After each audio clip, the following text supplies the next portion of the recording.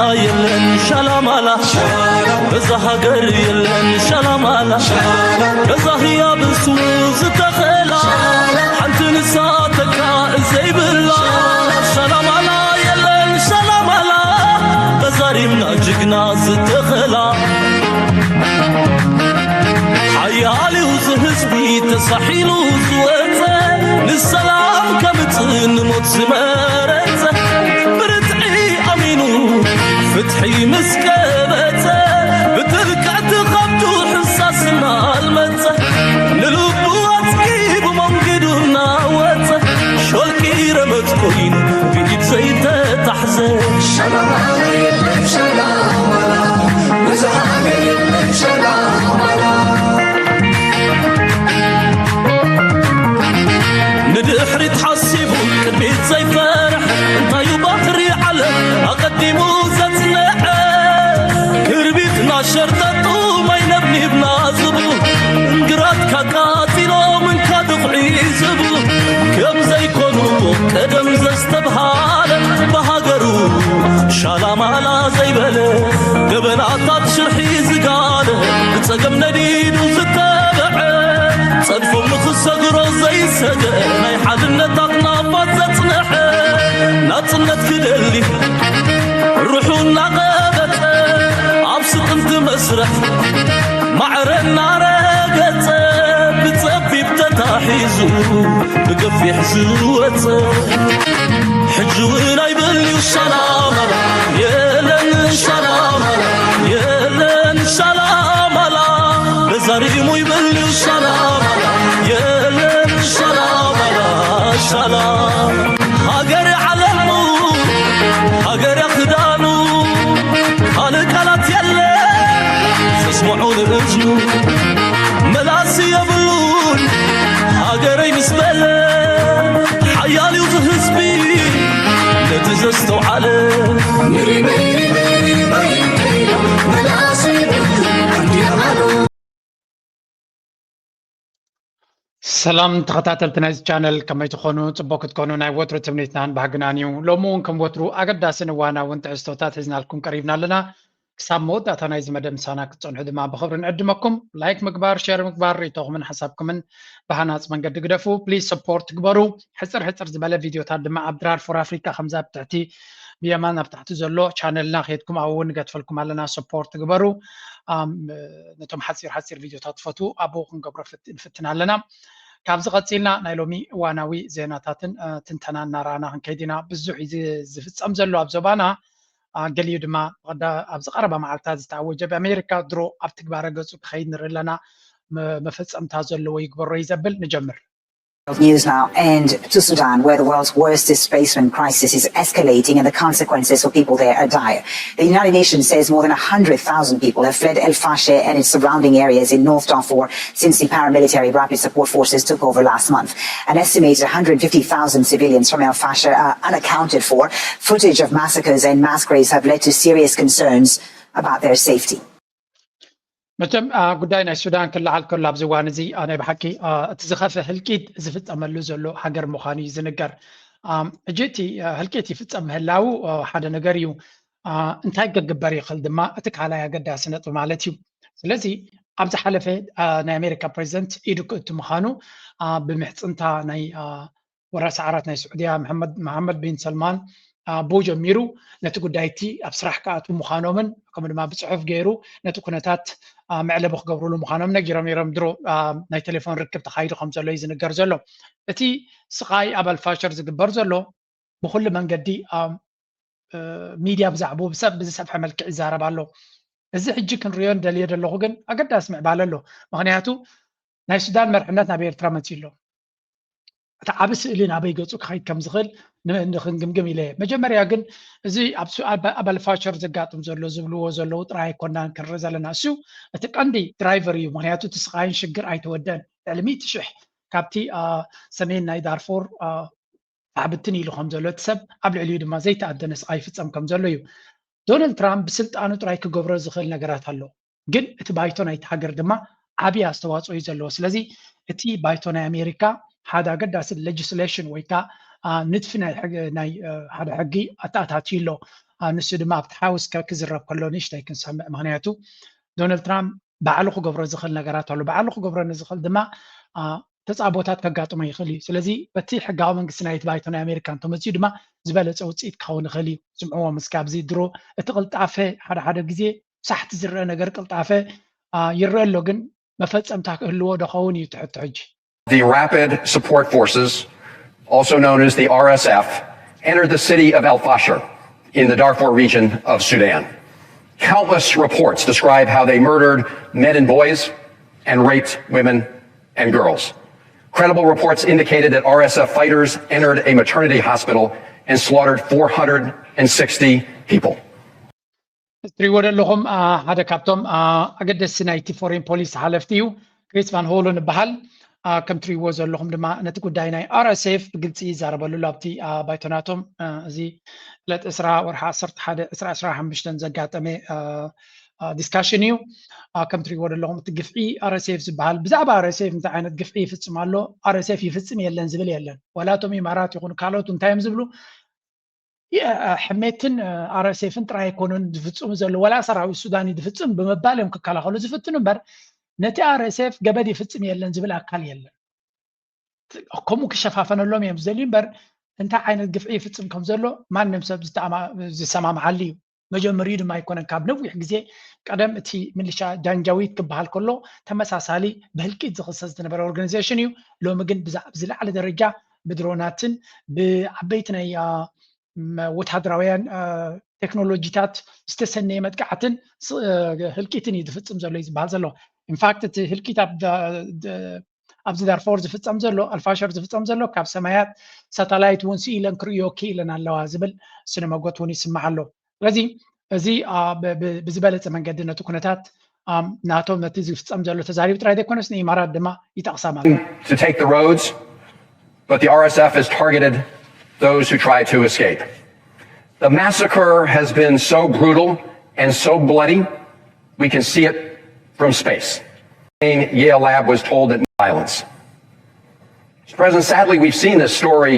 before because the RSF have a horrible history and lineage that shows these terrible truths. And the truth is, this could have been prevented.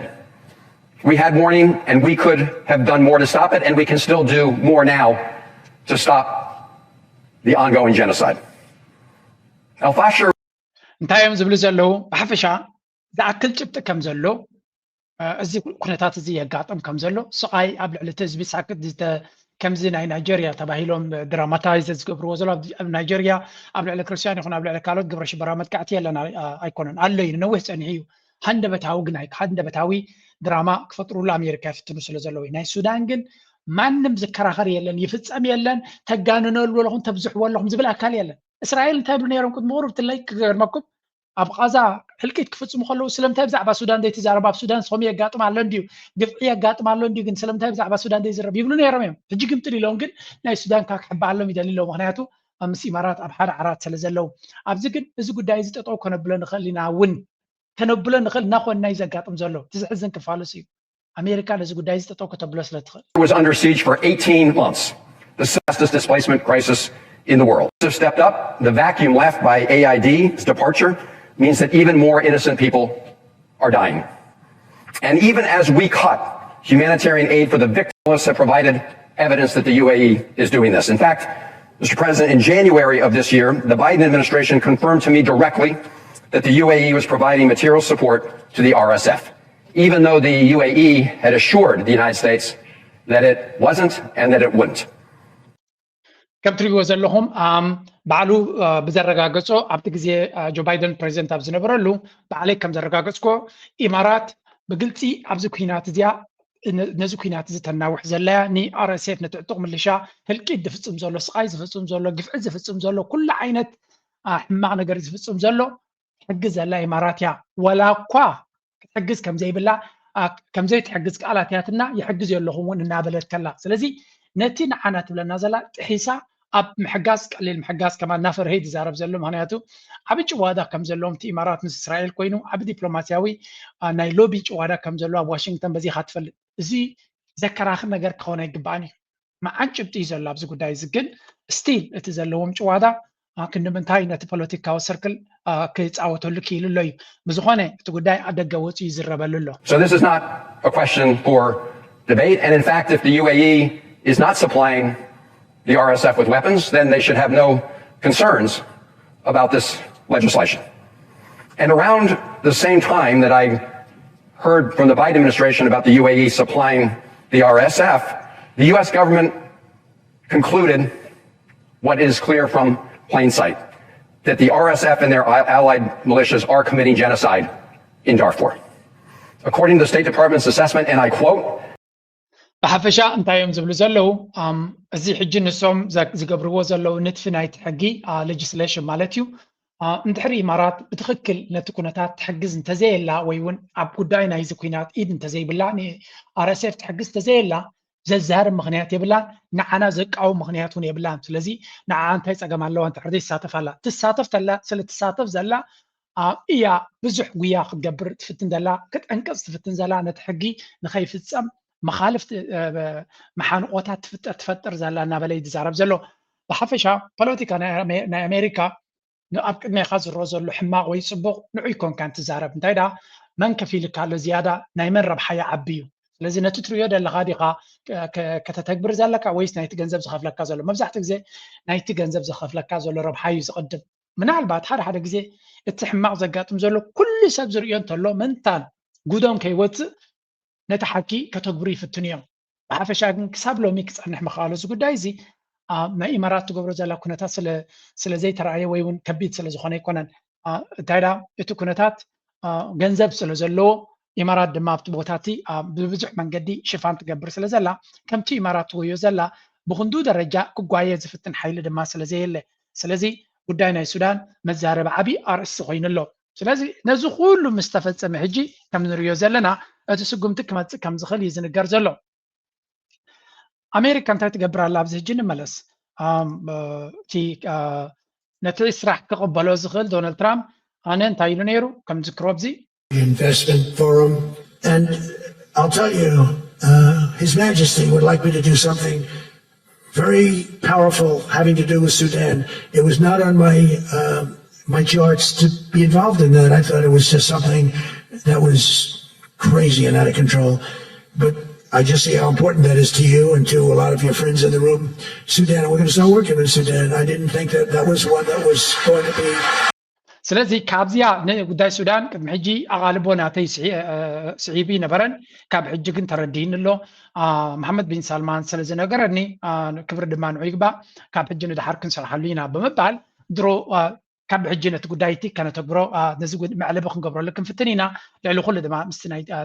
ናይ ኖቤል ፕራይስ ዘለዎ ባህጊ ድማ ፐርፌክትሊ ማች ከም ዝገብረሉ ርዱእ ስለዝኾነ ነቲ ስራሕ ክተሓዞ ምዃኑ ዝንገር ነይሩ ሓቢሩ ነይሩ ባዕሉ መቐፀልታ ናይቲ ዝበሎ ድማ ናይ ስቴት ዲፓርትመንት ማርኮ ሩቢዮ ምስ ናይ ዩኤኢ ሚኒስትር ጉዳያት ወፃኢ ርክብ ከም ዝገበሩ ይግለጽ ኣሎ ኢማራት ባዕላ ከም ዝገለፀቶ እቲ ሂዝ ሃይነስ ወይ ከዓ ሚኒስትር ጉዳያት ወፃኢ ናቶም ዓብዱላ ቢን ዛይድ አልናህያን ማለት እዩ deputy prime minister no deputy prime minister ነያ ምክትል prime minister ከምኡ ድማ ናይ foreign minister ማለት እዩ initiated ባዕሉ ዘበገሶ phone call with his excellency ማርኮ ሩቢዮ ክልቲኦም ናይ ቴሌፎን ርክብ ከም ዝገበሩ ይዝንገር ዘሎ ስለዚ እንታይ ኢሎም ኣለዉ ኣብዚ discussed the tragic development of the civil war in Sudan ስለዚ ነቲ ኩናታት ሓደ ዝሕዝን ምዕባለታት ናይ ኩናት ሓድሕድ ኣብ ሱዳን ከም ዝተዘራረበውን and they reaffirmed the importance of achieving an immediate and unconditional ceasefire ስለዚ ክልቲኦም ድማ ብዘይ ዋዕል ሕደር ኣገዳስነት ናይቲ ህፁፅ ዝኾነ ብዘይ ቅድመ ኩነት ጠጠው ክብል ከም ዘለዎ እቲ ምቁራፅ ናይ ተኽሲ ክግበር ከም ዘለዎ ከምኡ ድማ ናይ ሰብኣዊ ሓገዛት ዝኾነ ይኹን ረድኤት ክኣቱ ዝኽእል ብዘይ ዝኾነ ይኹን ዕንቅፋት ክበፅሕ ከም ዘለዎ ዕንቅፋት ዝገብር ድማ እቲ RSF እዩ ምክንያቱ ካብ ጫት ኣቢሉ ካብ ጫት ስለ ድመፅእ እቲ ረድኤት ዝያዳ ቁፅፅር ዘለዎ ንሱ እዩ ንሱ ድማ ዕንቅፋት ዝገብር ዘሎ ምክንያቱ ኣብ ልዕሊ እቲ ህዝቢ ሕማቕ ዝያዳ ዝፍፅም ዘሎ ብብዝሒ ዝፍፅም ዘሎ ብዙሕ ግዜ ዝፍፅም ዘሎ ንሱ ስለ ዝኾነ እንኮላይ እቲ ረድኤት ዝኣቱን ብሰንኪ እዩ እዚ ብትክክል ናብቲ ህዝቢ ክበፅሕ ዘይከኣለ ስለዚ ንዕኡ ንምትግባር ብዘይ ዋዕል ሕደር ናብ ስራሕ ክንተሓባበር ኢና ዚ ዓይነት እዩ ይዛረብ ዘሎ ከምኡውን ብዶናልድ ትራምፕ ዝተዋሃበ መግለፂ ستيتمنت تي قلطيفنا نز ጉዳይ እዚ معلب ክንገብረሉ ለና ነቲ ህልቂት ዝሕዝን ህልቂት ኣብ ልዕሊ ሲቪላውያን ዘጋጥም ዘሎ ንዑ ተጠው ንምባል ከምኡ ነቲ ኩናታት ተጠው ንምባል ክንሰርሕ ኢና ዝብል ዘሎ welcome the president leading efforts ስለዚ እቲ ኣሜሪካ በመርሕነት ኣሜሪካ ንዝካየድ መርሓባ ኢልና ከም ንቕበሎ ዝብል ዘሎ ስለዚ አንፃር ኣሜሪካ ደው ክብሉ ወይ እውን ሓረካት ክገብሩ ድሌት የብሎምን ጥራይ ነቲ ኣሜሪካ ትኸዱ ዘላ ማኒፕሌት ክገብሩ እዮም ዝመርፁ እዚ ከምዚ ክኸውን ከሎ እቶም ናይ እስራኤል ሎቢ ድሮ ተፃቦታት ይገብሩ የለውን ማለት ኣይኮነን still they are creating ወላ እኳ እቲ ከምቲ ሓንቲ ቦከሪኩም ፀናዕኩ ዝበሃል ተሎ ኣበይ ኣብቲ ታሕቲ ተሪኹማ ኣብ ጉዳይ ናይ ቀዛ እውን ንዘራረብ ኣለና ይብል ኣሎ ስለዚ ኣብቲ ናይ ጉዳይ ናይ ቀዛ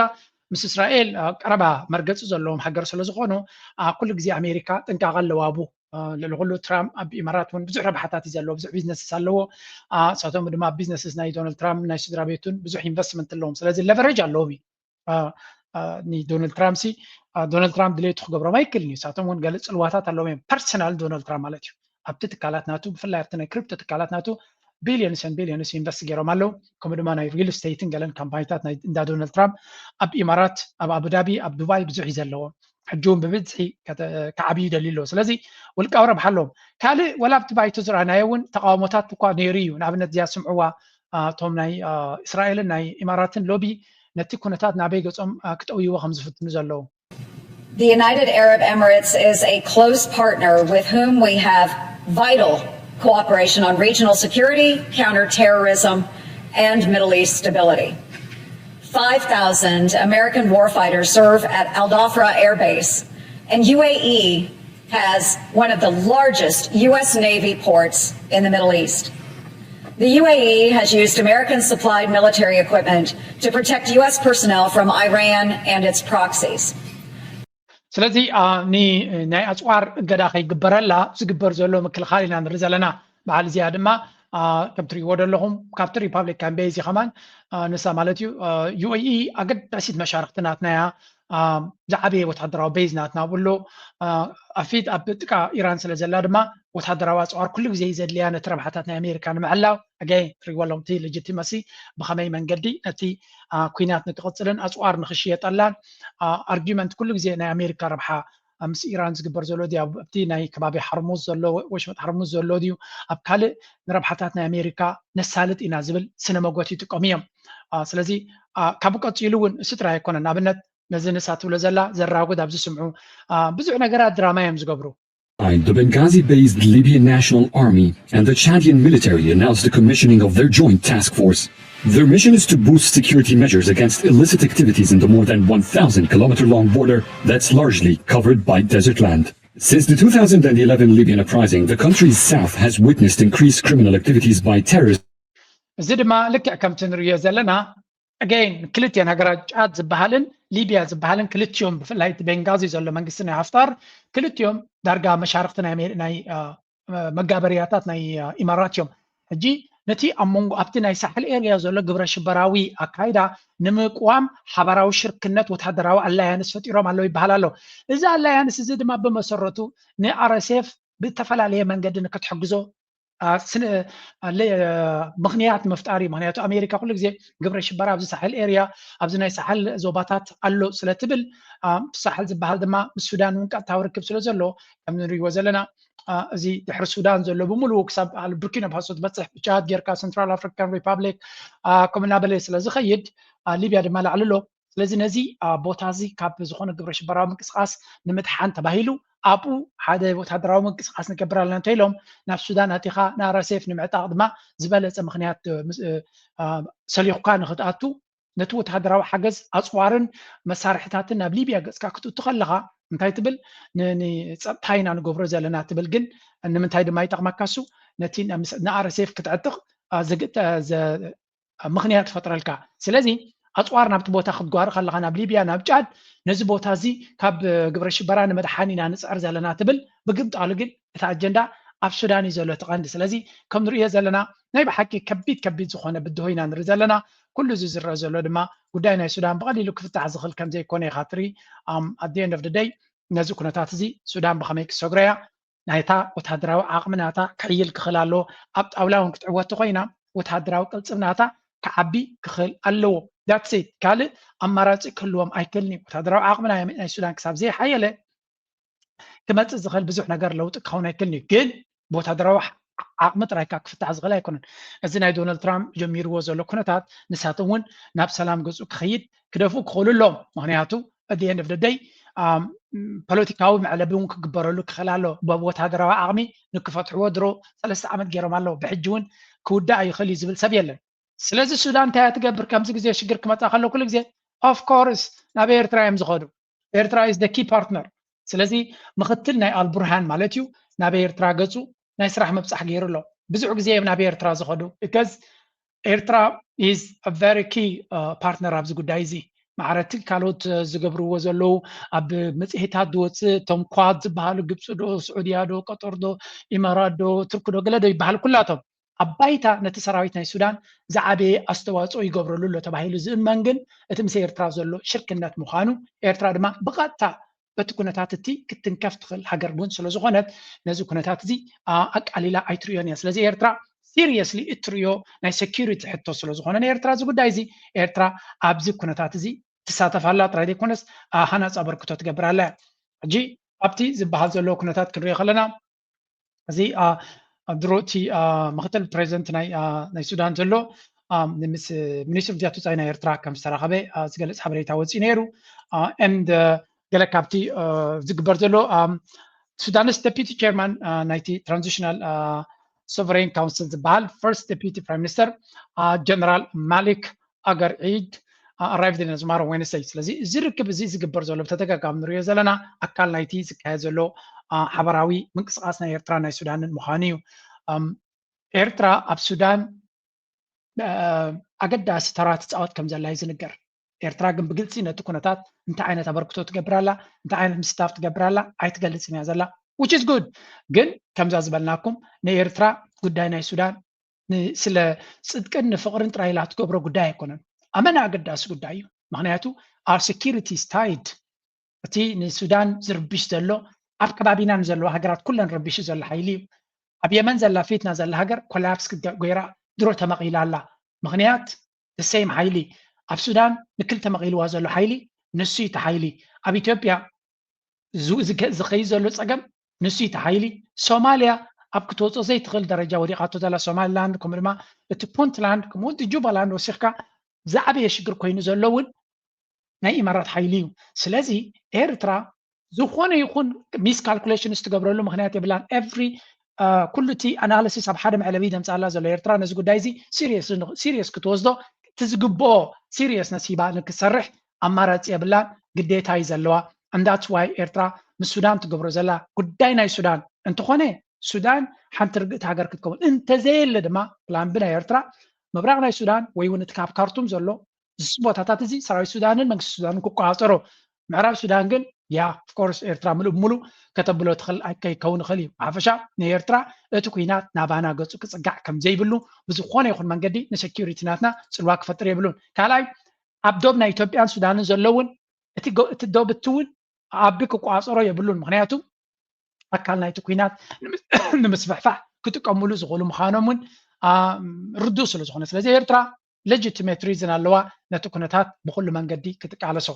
እዚ እቲ ሓደ ፈተና ክኸውን ከሎ ናይቲ ቀጥታ ፈተና ዘሎ ድማ ንዝገር A coordinated campaign on X, largely shared by Ethiopian government supporters, embassies, and consular pages, is urging Eritrea to enter negotiations with Ethiopia on securing commercial access to the Red Sea. The messaging highlights shared culture, economic benefits, and Ethiopia's landlocked challenges. It also includes accusations that Eritrea has supported armed groups in Amhara and ሓደ ነገር ኣብዚ ርዱእ ዝኾነ ኣብዚ ዋን እዚ ዓብይ ኣዛራቢ ኮይኑ ዘሎ መንግስቲ ኤርትራ ድማ ፅቡቅ ዝኾነ መልሲ ዝበሉ ዘሎ ሓደ ኦርጋናይዝ ዝኾነ መጥቃዕቲ ኣብ ልዕሊ ኤርትራ ይካየድ ከም ዘሎ ኤምባሲታት ናይ ኢትዮጵያ ብዝተወደበ መንገዲ ሓደ ዝንቡዕ ዝኾነ ሓበሬታ የዝሩ ኣለዉ ምናልባት እቲ ዝግበር ዘሎ ኣይኮነን ንፖለቲከኛታትን ንተንተንቲ ኩነታት ነቲ ከባቢ ዝከታተሉ ዘሎን ከደናግር ተራ አክቲቪስትስ እውን ፅቡቅ ገይሮም ገጢሞሞ ዘለዎ እዮም እስኪ በዞም ተራ መንእሰያት ክንጅምር European government is manufacturing war narrative to take the country to war with Eritrea. It has an army of people on the internet campaigning, social media influencers, YouTubers, TikTokers, filmmakers, artists, musicians. Generals are on TV talking about Assab is Ethiopia's territory. Everyone understands the need for Ethiopia to gain. سنتايو زبل زلو حتونا يافدق بحري ويون أجنانا يافدق بحري زبل بإثيوبياويان بزيزف حملك ززور زلو كنتاتيو زغا بشحات دغصر ميديا بيرسوناليتيز قليهم بارتيكل تصحفوا قليهم بفيديوز قبروا قليهم بديبلوماتس كما دما ابت فورين بوليسي زبلدو ابت حقراو تلفزيونات دي دارقا بخلو نت ناراتيف ناي كوينات كوميلن غوسغواس قبروا زلو كل زدما نابير ترازغنعي نيرترا دما بحايل نخوغوبتون زد اليوم الدلاوات زد اليوم بوليتيكاوي مخنياتات مفتقر بزسف حملك شرحوا له حجي دما كأننا غيرهم عالم كتعرق أن كتفتن كتكل على زبل كوردينيت زخونه متقعتي يوم زقبر زلو اتي بلان دما بزح حسابات قد إمام ملو زي نيرترا منغو أبيلكا نيرترا بمنقدين بحثاتهم بكل منقدي أبزار بوزلو إيرترا فليت أطلع قنكت قلت أيدا ليتن ناي مسلام يدلي خمسة لون شنقلنا حتى خمسة لون قدينا إيرترا أب قدينا نتعطونا لا قدينا لونتنا سلازين إيرترا هيا بالواقلة نتقرأي كارمو سلوز دليل لون قدينا إيرترا نيرترا بشنقلنا بقلنا عبدي بيت كأتمو إيرترا أب قدينا تقرأي زخونه يكون من قص حسات كي تجبر زقبر زلو تكتيك كاباتهم ركض زلوا تكنيك نتك أمالنا بحالتيو سلازي إذا قداي زي إيرترا بخميتريو نصوري إيرترا تاكبر ملسك خون خلنا تنسون قبرو زغلو هذا كابتي زبحال زلو هذا تبقت دي بيت أبز غيرلو نتي أبز قبرو زلو تاكتيكس فلوتي كمان ما خرتي نقولهم مشيتن كما يجركا مرجز تغيير كما يجرم يمهروا له أبز اسمه. Talk of peace with Eritrea. Last month you stood firm on your maritime strategy. Now you sound uncertain. It's not uncertainty, it's calling out. The international community is not accepting my argument that Ethiopia's population size entitles to Assab. Pushback is normal. Great projects always face resistance. You can't abandon your pursuit of Assab because a few diplomats don't like the framing. It's more than diplomats. They're questioning every narrative. Population pressure, economic necessity. Even our claim Eritrea is helping rebels, they're saying it's unverified. It's weakening my hand. بحفشة انت يزدبل زل أبي أحمد كلهم فتينين تناي حصوت بروباغندا تات يسرح عليه اللوان علم دما نيرترا تدقف على مهنيات يرترا نعلم لخاوي حقي كل نقراتا علم لخاوي حقي متكبارن نعود يفندس لتقبر زلان يرترا ولا تمزس الوا نكخصوا كبيدي زخونهم زلو بقمت على هنز قبرو زلو غلو أنصارنا علم حقيو سلازنا حي سقامي فترة ليالو تسعبوي فترة ليالو أمارات سوني بالليين زبل سينما قوتي نساتهم دم انتهي يقولوا تنا إمارات أما خارم مالتيو نو نايفتق بحري الكاس جمر كان دحريت هاي تملس حجي نوح كيت كاغا نقدن كنت تاخذ كلا لك تكتيك نغيرك نعبنا سلام تبلمو سلام كم تم سلام سيل كادما نجزيون تناي ساعتنا تاكاسلو تفاقسوا ويون تشكعم كم بحدش ما أجندة خات قصلنا بلي زماغرو اتنريا زلنا دارقا مسعوت زي نفع زخونه يرتراوي كل زي بخمسة كارتون جيرزي حيلون ودي ريزبل زوج آية it's just practical نتوزلو كنا تادما تبو جيرجليس ولو ولا حنت دو السغلان زي كتعالي يلا تخل نجارون يلا this is very clear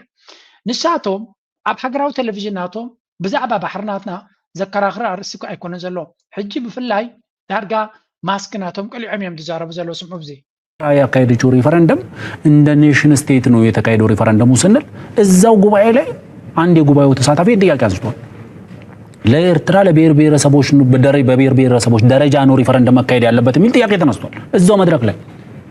አፋር እንደ አፋር መወሰናል ኩናማ ሳሆ እንደ ሳሆ አጋሚው እንደ አጋሚ መወሰን አለበት ተብሎ እዛው መድረክ ላይ ተነስቷል ይሄን ሁሉ እውነቶች زي تري وزلهم حجي فلا تباهيل مهور تباهيل بزعبا نا إيرترا ريفرندميو ليك النت على النويون يمجد على الغزبل simple answer أبتو يساعد دقاق جحمات زخون هاجر كاخي ريفرندم يدلندو لك كم زي بكل استلاجبت هاجر أفسن كل زلا نحات حدو ببوليتيكا ده يكونه برات على العيلو زي شفاش أفسله هزبي نعوزو كل هاجر حيزيو بزعبا ريفرندم نا إيرترا تزارب زلو تايزبل زلو أبتي تسعان سلستن شنشات من تسعان سلستن استجبره ريفرندم عفار كم عفاري كدمز نيروه ኤርትራ ዝበሃል ሃገር ስለዚ የለ ዓፋር ከም ዓፋር ብሌን ከም ብሌን ሳሆ ከም ሳሆ መጀመርያ ዓፋር ንዓኻ ከም ዝፈትወካ ንዓኻ ከም ዘሊ there is no evidence ካልኣይ ድማ ዓፋር በይኑ ይኮነ ተገዚኡ ነይሩ ሃገር ኮንሰፕትና ኤርትራ ትበሃል ከም ሃገር ጥልያን ክገዛ ከሎ ከም ሃገር ይገዚእዋ ነንበይና ይኮናን ገዚእና ነይሩ ሓንቲ ሃገር ኢና ነርና እንግሊዝ ክመፅእ ከሎ ንገለ ክፋል ወሲዱ ንኻልኣይ ገደፈን ኤግዛክትሊ ንኩሉ ይሕዙ ነይሩ ንስኻትኩም ነቲ ፌደሬሽን ክትገብርዎ ከለኹም እውን በበይኑ ይኮነን ኤግዛክትሊ the same and there is evidence ኣብዚ ስለዚ ዝብልዎ ዘለው እዞም ሰባት እዚኣቶም ኣብ ቬትሮ ኣብ ናይ ቬትሮ ገዛ ዝቕመጡ ክነሶም ብዛዕባ ሓደ ዓረ ዝኾነ ስጡም ዝኾነ ታሪክ ዘለዎ ህዝቢ እዮም ዝዛረቡ ዘለው ምክንያቱ ኤርትራ ፍተዎ ኣይትፍተዎ ፅላየ ገለመለ ህዝቢ ኤርትራ ሓደ ዓይነት ቃንዛ ብብዙሕ ኩነታት ኣጋጢሞ እዩ ወላ እውን ሕጂ ዘሎ መንግስቲ ኤርትራ ፐርፌክት መንግስቲ ወይ እውን ጉድለ ዘይብል መንግስቲ ይኮነን ንኩሉ ህዝቢ ኤርትራ ግን ማዕረ እዩ ዝሃሲ እዚኣ ዝበፅሐ ኤርትራ ዝረዳዳለ ነጥብ እያ ሕጂ ዘሎ መንግስቲ እውን እንትኾነ እንድሕር ክበድ ኣለዎ ኮይኑ ኣካይዳነት ወይ ሕማቕ እንተለዎ ኣብ ኩሉ ኤርትራ ማዕረ እዩ ንሓደ ህዝቢ ኣቕሪቡ ዓሌቱ ስለ ዝኾነ ንዑ ፅቡቅ ገይሩ ነቲ ካልእ ብሕማቕ ዝርኢ ወይ እውን ነቲ ሓደ ፀቂጡ ነቲ ሓደ ከረብሕ ዝፍትና ኣይኮነን ኣብ ኤርትራ ዘሎ መንግስቲ ንኩሉ ህዝቢ ኣብ ኤርትራ ዘሎ ህዝቢ ማዕረ እዩ ዝርዮ ብዙሕ ግዜ ንዛረብ ከኸም እዩ ብዙሕ ህዝቢ ኤርትራውን ዘይርድኦ ከብኸም እዩ ኣብ ገጠራት ገለ ክገብር ገለ ስለ ዝፍትን ብዙሕ ግዜ ኣብ ከተማታት ዝረአ ነገር ኣየለን እቲ ገጠራት ዘሎ ዝተረስዐ ህዝቢ ስለ ዝኾነ ንዑታት ሰርቪስስ ክትብቲ ኮይንካ እቲ ከተማታት ዘሎ ፀጋታት ከይኣኽለካ ይኽእል እዩ you can debate about the policies blah blah እዚ ካልእ ክዛረብ ይኽእል እዩ ብዛዕባ እዚኣቶም ግን ብዛዕባ ናይ ኤርትራ ክዛረብሉ ዝኽእሉ ሞራል የብሎምን ስለዚ ካብቲ 9 ብሄራት ናይ ዓፋር ጥራይ ተጣበቕቲ ኮይኖም ክትበልዓ ዘለኻያ ኣባ ጉንባሕ ሲያይ ዛግራ ትብላስ ዓይኒ ብዓይኒ ኮይነ ንሪኦ ዘለና ያይ ዓሰብ ዓፋር ስለ ዝተሓሓሲ እቲ ዓፋር ዝበሃል ኣብቲ ሪፈረንደም ሲ መሰሉ ተኻሒዱ ዶ ገለመለ ዶ who are you ንስኻ እኮ ንህዝቢ ኤርትራ ዘድመኻን ግፍዒ ዝፈፀምካን ኢኻ ሓቂኻ ኢኻ ግን ብላዕልኩም ኢልካ ክትዛረብ ምክንያቱ ኩሉ ግፍዒ ተፈፂምላ ኣብ ቤት ፍርዲ ብገረሮኻ ጠልጠል ከነብላካ ኣይከኣልናን ዘለና ሓደ ካብቲ ንዓይ ቃንዛ ዝስማዓኒ እዚ እዩ እዚ ኩሉ ግፍዒ ተፈፂምላ ሓደ መዓልቲ ኣብ ቤት ፍርዲ ጠጠው ኣቢልና ፈጠጥ ከነብሎም ብዘይምኽኣልና ሸይ ዝበሉ ኮይኑ ዝስማዓና ናተይ ስምዒት ከምኡ እዩ ምክንያቱ ክንዲዚ ዘጋፍዓካ ዶ ወደይ ተገምቲሉ ብውሽጣዊ ፖለቲካኻ ክሳዕ ክንዲዚ ክመራመር ይፍትን ድፍረት ይህልዎ እዩ ሞራል ይህልዎ እዩ again these people are መቆፃፀር ብዘይብሉ ደረጃ ናይ ብሓቂ ሽግር ክፈጥሩና ዝኽእሉ ሃገር ምዃኖምን ኣብ ጉዳይ ናትና ድማ ብዝሰፍሐ መልክዕ ውሽጢ ኣትዮም ኣብ ፖለቲካ ናይ ኤርትራ ይምጉቱን ይምድሩን ከም ዘለው ሕሉፍ ሓሊፍዎም እቶም ኣምባሳደራት ናቶም ጥዕና የብሎምን እንዲኦም ኣብዚ ስከንታይ ኢሉ ሓደ ኣምባሳደር ድዩ ዋላ ናይ ኣብ ሶማልያ ወይ ኣብ ፑንትላንድ ዝበሃል ቻርጅድ ኣፌር እዩ cooperation should never fall in the hands of evils. Egypt has never been constructive in Ethiopia, Eritrea, and will never. Do you think Egypt believes Eritrean grows or use proxy on Ethiopia? If any support of Egypt to Eritrea, blah blah. እዚ ሕጂ እንታይ ዝብለና ዘሎ ምስ ግብፂ ሲ ርክብ ኣይትግበሩ ወይ ዝብለና ዘሎ እዚ ብኸመይ ከም ዝገልፆ ከማን ቃላትካ ንኽትጥንቀቕ ከማን ትግደድ ኢኻ ስለዚ እዚኦም ሰባት እዚኣቶም ንዓና ንኤርትራውያን ምስመን ዝምድና ንገብር ምስመን ሽርክነት ንገብር ከማኽሩና እዮም ዝፍትኑ ዘለው ምስማን ንመጋበርያ ክኾኑ ፀገም ዘይብሎም ንኤርትራ ከጥፍእ ዝደሊ ሓይሊ ድማ በጃኸ ንዓይ ምፃእ ንዓ ንፈረስ ክኾነልካ ኣነ ንዓይ መጋበርያ ግበረኒ ኢሉ ዝልምን ሃገር ኤርትራ ምስመን ሽርክነት ትገብር እንታይ እሞ መንግስቲ ኤርትራ እንዲ ሓደ ግዜ ዘይቀርፅኩም ኮይኑ ከምቲ ምስ ግብፂ ዝገብሮ ዘሎ ዝምድና ሓደ ኣገዳሲ ዲል ገይሩ ነዚኦም ሰባት እዚኣቶም ሓንሳብ እናሓዋሩን ክቐብፁና ከም ዘለዎም ክገብሮም ኣይከኣለን 34 years still ድሕሪ 34 ዓመት ዶ ብዛዕባ ናፅነትና ልውላውነትና ንዛረባ ኣለና why is this happening ድሕሪ ኢልካ again ኣብ ኤርትራ ቻንስ ኣለና ዝብል እምነት ስለ ዘሎ እዩ ንኤርትራ ኣጥፊና ከም ቀደምና ክንገዝኣ ንኽእል ኢና ዝብል ኣብ ሓንጎሎም ቦታ ኣሎ ስለምንታይ ከምኡ ክኸውን ክኢሉ ንሳቶም ኩሉ ነገር ብዓይኑ ብዝሕ እዮም ዝርእይዎ ህዝብና በዚሕ እዩ ዓለም ከዓ ንዓና ክድግፈና ትኽእል እያ ዝብል ኣጉል ተስፋ ኣጉል ሕልሚ እዩ ዘለዎም እዚ ነገር እዚ ድማ ክብርዕን ክኽእል ኣለዎ ክስበር ክኽእል ኣለዎ ነዚ ክሰብሮ ትኽእል ድማ ሃንደበት ኤርትራውያን 50 ሚልዮን ክንከውን ኣይንኽእል ኢና ውሕዳት ኢና ውሕድነትና ግን ንሱ ጥራይ ኣይኮነን እቲ ቫርያብል ውሕዳት ካለና ኢና መኪትና ስዒርና ኩሉ ነገር ኣሎ ግን ንሕና ከምቲ ንጅቡቲ ክንወራ ኢና ዝብል ዘረባ ዘይስማዕ ካባቶም ኤርትራ ምስ ዓበይቲ ሃገራት ዝምድና ናሃለዋ ኣገዳሲ ነቲ ወደብ ዓሰብ ፕሮዳክቲቭሊ ክትጥቀመሉ ኣይከኣለትን ስለዚ ክትጥቀመሉ ስለዘይከኣለት ብሓይሊ ጎቢጥና ክንወስዶ ንኽእል ኢና ዝብል እምነት ኣብ ሓንጎሎም መፂሎም ናይ ብሓቂ ኣብ ምንታይ ደረጃ በፂሖምኩም ዘሎ ክትርዩ ኣነ ካብዚያ እውን ክትቀብፅዎም ትኽእሉ ኢኹም እስከ ንእሽተይ መዚያ ንስማዕ እንታይ ይብልዎም ኣሎ በዓላቶም እውን ነብሶም ይምልሱ ኣለዉ እዮም በብልጽግና አምባሳደሮች ላይ ተሳለቁም። የሻዕቢያው ሚኒስትር የብልጽግና አምባሳደሮችን የፈጠራ አቅም የሌላቸው ብልህነትም የጎደላቸው በሚልም ገልጸዋቸዋል። ሰሞኑን የአብይ አህመድ አምባሳደሮች በተለያዩ ሀገራት ሆነው አንድ አይነት የትዊተር መልእክት ሲያሰራጩ መሰንበታቸው ይታወቃል። ከአንድ ቦታ በአንድ ሰው የተጻፈ የሚመስለውናም ወይዘሮ ደሚት አምቢሳ ከጣሊያን፣ መኩሪያ ጌታቸው ከኮንጎም፣ ከበደ በየነ የተባሉ አምባሳደሮችና ሌሎችም ከሌሎች መሰሎቻቸው ጋር በመሆን ያሰራጩት አንድ አይነት መልእክት ስለ ኢትዮጵያና ኤርትራ ወቅታዊ ግንኙነት የሚያትት ነው። ሕጂ ኣብዚ ክንሪና መጀመርያ እታ ዝብላ ዘሎ ነታ ኣቶ የማነ ገብረ መስቀል ዝበላ ትዊት እዮም ባዕሎም እቶም ኢትዮጵያውያን ከም ዝብልዎም ዘለው ርእሲ ዘይብሎም ፈጠራውነት ዘይብሎም ክሬቲቪቲ ዘይብሎም ልክዕ ከም ባምብላ ወይ ከም ሓደ ሮበት ኣክት ዝገብሩ ዲፕሎማት እዮም ስለዚ ኩላቶም ተፃሒፉ ዝወሃቦም ንዑ ሒዞም እዮም ኮለል ዝብሉ ቲንክ እቲ ኮምቢኔሽንስ ኤርትራዊ ሲራክ ባህልቢ እውን ፅቡቅ ገይሩ ኮምፓይል ገይርዎ ሼር ክገብሮ ቀኒ እዩ ታንክስ ጋድ እቲ ሚኒስትር ሓበሬታ ናይ ኤርትራ ነቲ ኩነታት ብግልፂ ክገብሮ ዝኸኣለ ስለዚ እዚኦም ሰባት እዚኣቶም ዳርጋ ካብ ሮበት ፈሊኻ ትሪኦም ኣይኮነን እናበለ ዝገልፆም ዘሎ እቲ ፀረ ኤርትራ ዝኾነ ኢትዮ ፎረም እዩ ግን ኣገይ እቲ ኩንነት ክእለየሉ ኣብ ዘይክእል ደረጃ ስለ ዘሎ እዩ ብሓፈሻ ኩሉ እዚ ንሪኦ ንሰምዖን ዘለና ኩነታት እንታይ ዝብል ዘሎ እዞም ሰባት እዚኣቶም ተገራጫዊ ሓሶትን ልኽበጣን ንክገብሩ ስኽፍ ዝብሎም ኣይኮነን እዚ ከምዚ ኢሉ እናሃለዎ ከሎ ምስ ግብፂ ዘለዎም ዝምድና ዝብልዎ ዘለዉ ካስምዑ ስለዚ እቲ ክልተ መንገዲ ሰለስተ ዝተፈላለየ መንገዲ ምግባር ኣብ ኤርትራ ልኡላዊ መሬት ኤርትራ ጥሒሶም ኣብ ደገ ባሕሪ ክንረክብ ይግባአና ኢሎም እናተዛረቡ ከለዉ ብጉዳይ ናይ ግብፂ ድማ ስምዑ ምንድን ነው ናይል ሲባል ግብጾች በተለይ የሚያቀርቡት የተሳሳተ የውሸት ናሬቲቭ ነበር ይህን ዓለምን አስጨብጠውታል ጎረቤት ሀገሮችን አስጨብጧቸዋል ህዝባቸውንም ጭብር አስጨብጠዋል አባይ ግብጽ ነው አባይ ይሉትም ናይል ነው ናይል ኢዝ ኢጅፕት ኢጅፕት ኢዝ ናይል ነው የሚሉት ይሄ ውሃ ግብጽ ነው ግብጽ ይሄ ውሃ ነው አይለያዩም ሁለቱ የሚል ናሬቲቭ አለ እውነት ነው አይደለም እኔ አንድ ፕሮፌሰር ተከራክሮኛል እዛ ውሃው ላይ ቁጭ ብለን እኔ ልግባባው ፈልጌ ነው ወንድሜ እናንተ እኮ በደማችን ውስጥ የሚፈሰው አንድ ውሃ ነው አንድ አይነት ደም ነው ያለን አልኩት ምን ማለት ነው አለኝ አይ ከዚህ ውሃ እኮ ነው አብረን የምንጠጣው ግድቡ ላይ ታማን አባይ ላይ ቁጭ ብለን ነው በፍጹም አለኝ he's a professor yes he's right እንታይ ዝብል ዘሎ እዚ ሕጂ ናይልን ኣባይን ሲ ንግብፅን ኢትዮጵያን ሓደ ዓይነት ትርጉም እዩ ዘለዎ ይኽብል ድፍትን ዘሎ ናይ ብሓቂ ዘገርም ሰብ እዚ ምክንያቱ ጂኦግራፊካሊ እቲ ካርታን ተሪኻዮ ኒል እቲ እንኮ ወሓዚ ንግብፂ ህይወት ናይ ግብፂ ከተማታት ናይ ግብፂ ኤክስክሉሲቭሊ ኣብ የማንን ፀጋምን ናይ ኒል ጥራዮም ዘለዉ ካርታ ናይ ግብፂ ረይዎ ካብታ ዶብ ናይ ሱዳን ዝኣተወላ ጀሚር ዋላ ሱዳን ዝበዝሐ ከተማታት ናይ ሱዳን ኣብ ከባቢ ናይ ኒል እዮም ዘለዉ ስለዚ እንታይ ዝብል ዘሎ እዚ ግብፃውያን ህይወትና ኣብ ኒል ዝምርኮስ ክብሉ ከለዉ ቃል ብቃሉ ከተማታት ናቶም ሙሉእ ብሙሉእ ኣብ ዙርያ ናይ ኒል እዩ ዘሎ ስለዚ ኒል ንዓና ኤቭሪቲንግ ይክብሉ ከለዉ ንኢትዮጵያ ግን ኣባይ ካበይ ዝብገስ ካብ ጣና ወይ ከባቢ ካብ ኣምሓራ ኣሎ ኦሮሞ እንታይ ዘራኸብ ኣሎ ምስ ማይ ናይ ኦሮሞስ ከመይ ገይሩ ምስ ኣባይ ዝራኸብ ሓሳቡ ስለ ዝኾነ ዘይገጣጠም ነገር ኣገጣጢሙ ክዛረብ ንግብፃውያን ቃል ብቃሉ ካብኡ እዮም ሰትዩ 90% 95% ናይቲ ዝሰትይዎ ማይ ናይቲ ዝበልዕዎ መግቢ ናይ ኩሉ ዝጥቀምሉ ካብ ኒል ዝመፅእ እዩ እዚኣቶም ግን ካብ ኒል ዝመፅእ ኣይኮነን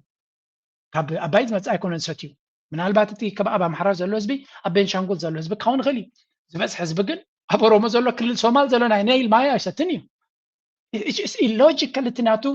ነገራት ከገጣጥም ስለዚ ከምዚ ዓይነት ልኽበጣ ናይ ፖለቲካ ዘለዎም ሰባት እዚኣቶም ናይ ቅንዕና ዲል ጌርካ ንኽትከይድ ዘዋፅእ ኣይኮነን ስለዚ እዚኣቶም ግብፂ እውን ካብዚ ተበጊሶም እዮም ነዞም ሰባት እዚኣቶም we really need to find out to figure out ካብዚኦም ወፃኢ ካለ መንገዲ ክንገብር ኣለና ብምባል ምስ ኩሎም ሓይልታት እያ ትሰርሕ ዘላ ንኢትዮጵያ ድማ ቀንዲ ከተፍርሰና ትደሊ ዘላ ሃገር ግብፂ እያ ዝብል ስነመጎት ኣባቶም መራ ሰራውር ዝሰደደ ኩነታት እዩ ኣብዚ እዋን እዚ ድማ ግብፂ ኣብዚኣ ክነግረኩም እየ ባዕላቶም ብዝፈጠርዎ እንደራ ባዕላቶም ብዝገበርዎ ፅጋብካ ደይምፃር ብዝፈጥሮ መንገዲ እንታይ ኣጋጢሞም ኣሎ ባዕላቶም ክብሉ ከለዉ እዮም ሓንሳብና ሓዋሩን ድማ ነቲ ገይም ከሲርናየና እዮም ዝብሉ ዘለዉ እቶም ርእሲ ዘለዎም ኢትዮጵያውያን እቲ ፅሑፍ ኣብ መንደቕ ተጠቂዑ ዝረኣዮም ዘሎ ግን ያ ዋና ዓላማ ግብጽ በጅቡቲ ቅድም እንዳልኳችሁ ዶራሌ የሚባለውን ወደብ ተረክባ ለማስተዳደር ቅድመ ዝግጅቶችን እያደረገች ነው። ይሄ ዶራሌ የሚባል ወደብ የት መሰላችሁ የሚገኘው? ለባብል መንደብ በጣም ቅርብ የሆነ ነው ከጅቡቲ ወደቦች። ባብል መንደብ የምንለው ምንድን ነው? ግብጽ ምንድን ነው የምትፈልገው? ከላይ ስዊዝ ካናልን ከታች ደግሞ ሜዲተራኒያንን ባህር በተመለከተ ከብዙ ሀገሮች ጋር ግጭት ውስጥ የነበረችበትን ሁኔታ በሙሉ ቀስ በቀስ እየቀረፈች አሁን ፎከሷን ሁኔታ አንስታለች ወደ ቀይ ባህርና ባብል መንደብ ወደ ጅቡቲ እና የመን መገናኛ ላይ ያለው ካናል ነው። ወደዛ እየመጣች ነው። ትልቁ ፖይንቷ ደግሞ ኢትዮጵያ ባይን ወንዝ ገድባ የውሃ ሴኪሪቲ ጉሮሯችንን እንዳነቀችው ሁሉ እኛ ደግሞ ግብጽ የዓለም አቀፍ ትብብር እና ኢንቨስትመንት ምናምን ተጠሪ የሆነ ሰውዬ ሚኒስ በ95% የሚሆነውን ኢምፖርት ዝግጅቶች እንታይም ዝብል ዘሎ ብሕፅር ዝበለ ኢትዮጵያ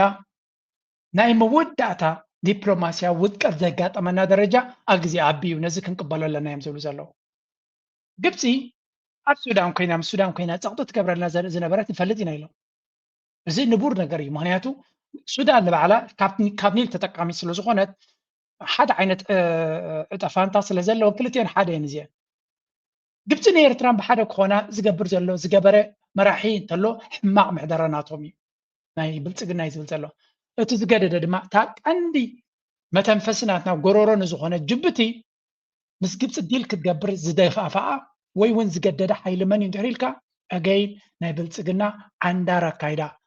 ዝገደደ ካብኡ ዝገድድ እውን እንተኾነ ሶማልያ ንሕና ንሴኪሪቲ ናትና እውን ተሓተቲ ዝነበርና ሰራዊት ናይ ግብፂ ኣብኡ ከም ዝኣቱ እሞ ኣብ ዶብ ናትና ደው ከም ዝብል ስለዚ ንነብስና 360 ዲግሪ ንክንዕፆ ዝገበረ መራሒ ናይ ኢትዮጵያ ኣብይ ኣሕመድ እዩ ስለዚ ድሕሪ ሕጂ ግብፂ ኣብ ጎረሮና ደይባ ከም ድሌታ እንተተላጊፃትልና ናይ ግብፂ ብርትዕ ዘይኮነ ናይ ግብፂ ብልሒ ዘይኮነ ድንቁርና ናይ መርሕነትና እዩ ዝብል ድንቁርና ናይ መርሕነትና ናይ ኣቢ ዝፈጠሮ ሓንሳብ እናሓበሩ ፀላኢና ኣብ ጎረሮና ኮፍ ከም ዝብል በዓልና ገይርናዮ ነዚ ድማ ንክንቅይሮ ኣዝዩ ከቢድ ስራሕ ይከውን እዩ ኣዝዩ ከቢድ ምክንያቱ እቲ ዝፈጠርካዮ ሴኪሪቲ እቲ ፈጢርካዮ ዘለካ ዘይምትምማን ቀልጢፉ ዝቅየር ኣይኮነን ፈጢርካዮ ዘለካ ዘይምትምማን ኤርትራ ነዚ ቅድሚ 34 ወይ እውን ኣብ 50ታት ዘጋጠመና ብድሆይ ደጊሙ ዘጋጥመና ዘሎ ጅቡቲ ኣብ 60ታት ዘጋጥማ ዝነበረ ፍርሂ ዝኩሉ ኣብ 2000 እውን ዝኩሉ ናቫል ቤዝ እስክትብ ከላውን ፍርሂ ናይ ኢትዮጵያ እዩ ኣብ ሶማልያ ዘጋጠመ ይርእይዎ ኣለዉ ኣብ ልዕሊ ኤርትራ ዝግበር ዝነበረ ናይ 98 ሪኦም እዮም ድሕሪኡ ዝኩሉ ቤዝስን ገለመለን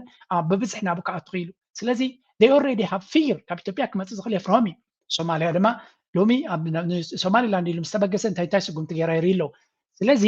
ንኢትዮጵያ ኣሚኑ ኣብ ደገ ባሕሪ ኣይኮነን ናቫል ቤዝ ክበና ኣብ ደገ ባሕሪ ከፍቅዳልና ዝኽእል እውን ከቢድ እዩ ክኸውን እዩ ስለዚ ኣገይ ፖለቲካ ናትና መርሕነት ናትና ናይ ብሓቂ ሓደጋ ንኢትዮጵያ ዝፈጥር እዩ እናበለ እዩ ዝምጉት which is absolutely true ናይ መወዳእታ ደረጃ ክልተ ነገራት ክንርማ ኣብዚ ኣብቲ ክንሰግር ኢና Ethiopia has tried several angles to obtain, not just access, mind you, but to obtain the Eritrean port of Assab. And it actually has tried several angles, including a media blitz, diplomatic pressure, which includes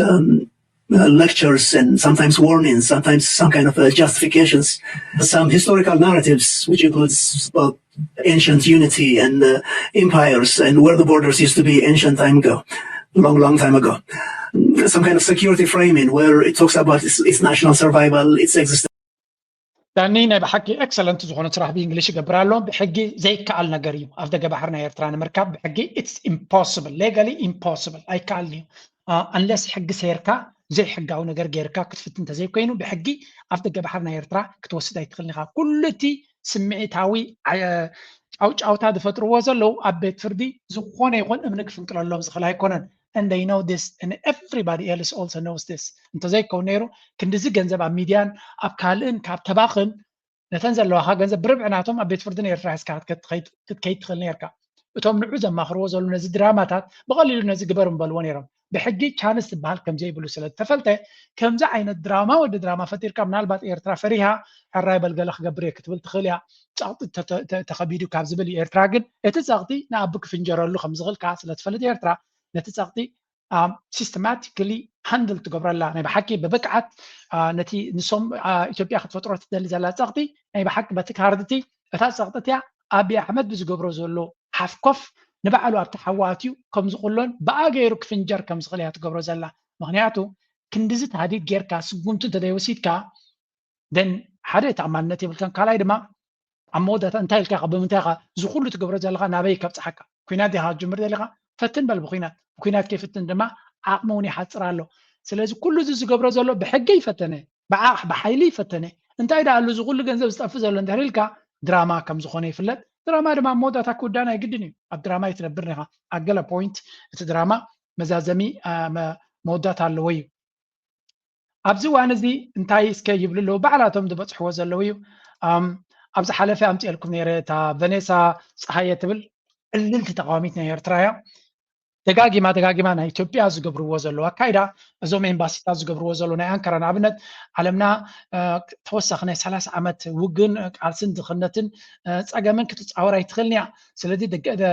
Eritrean government must be encouraged to abandon its misguided policy toward Ethiopia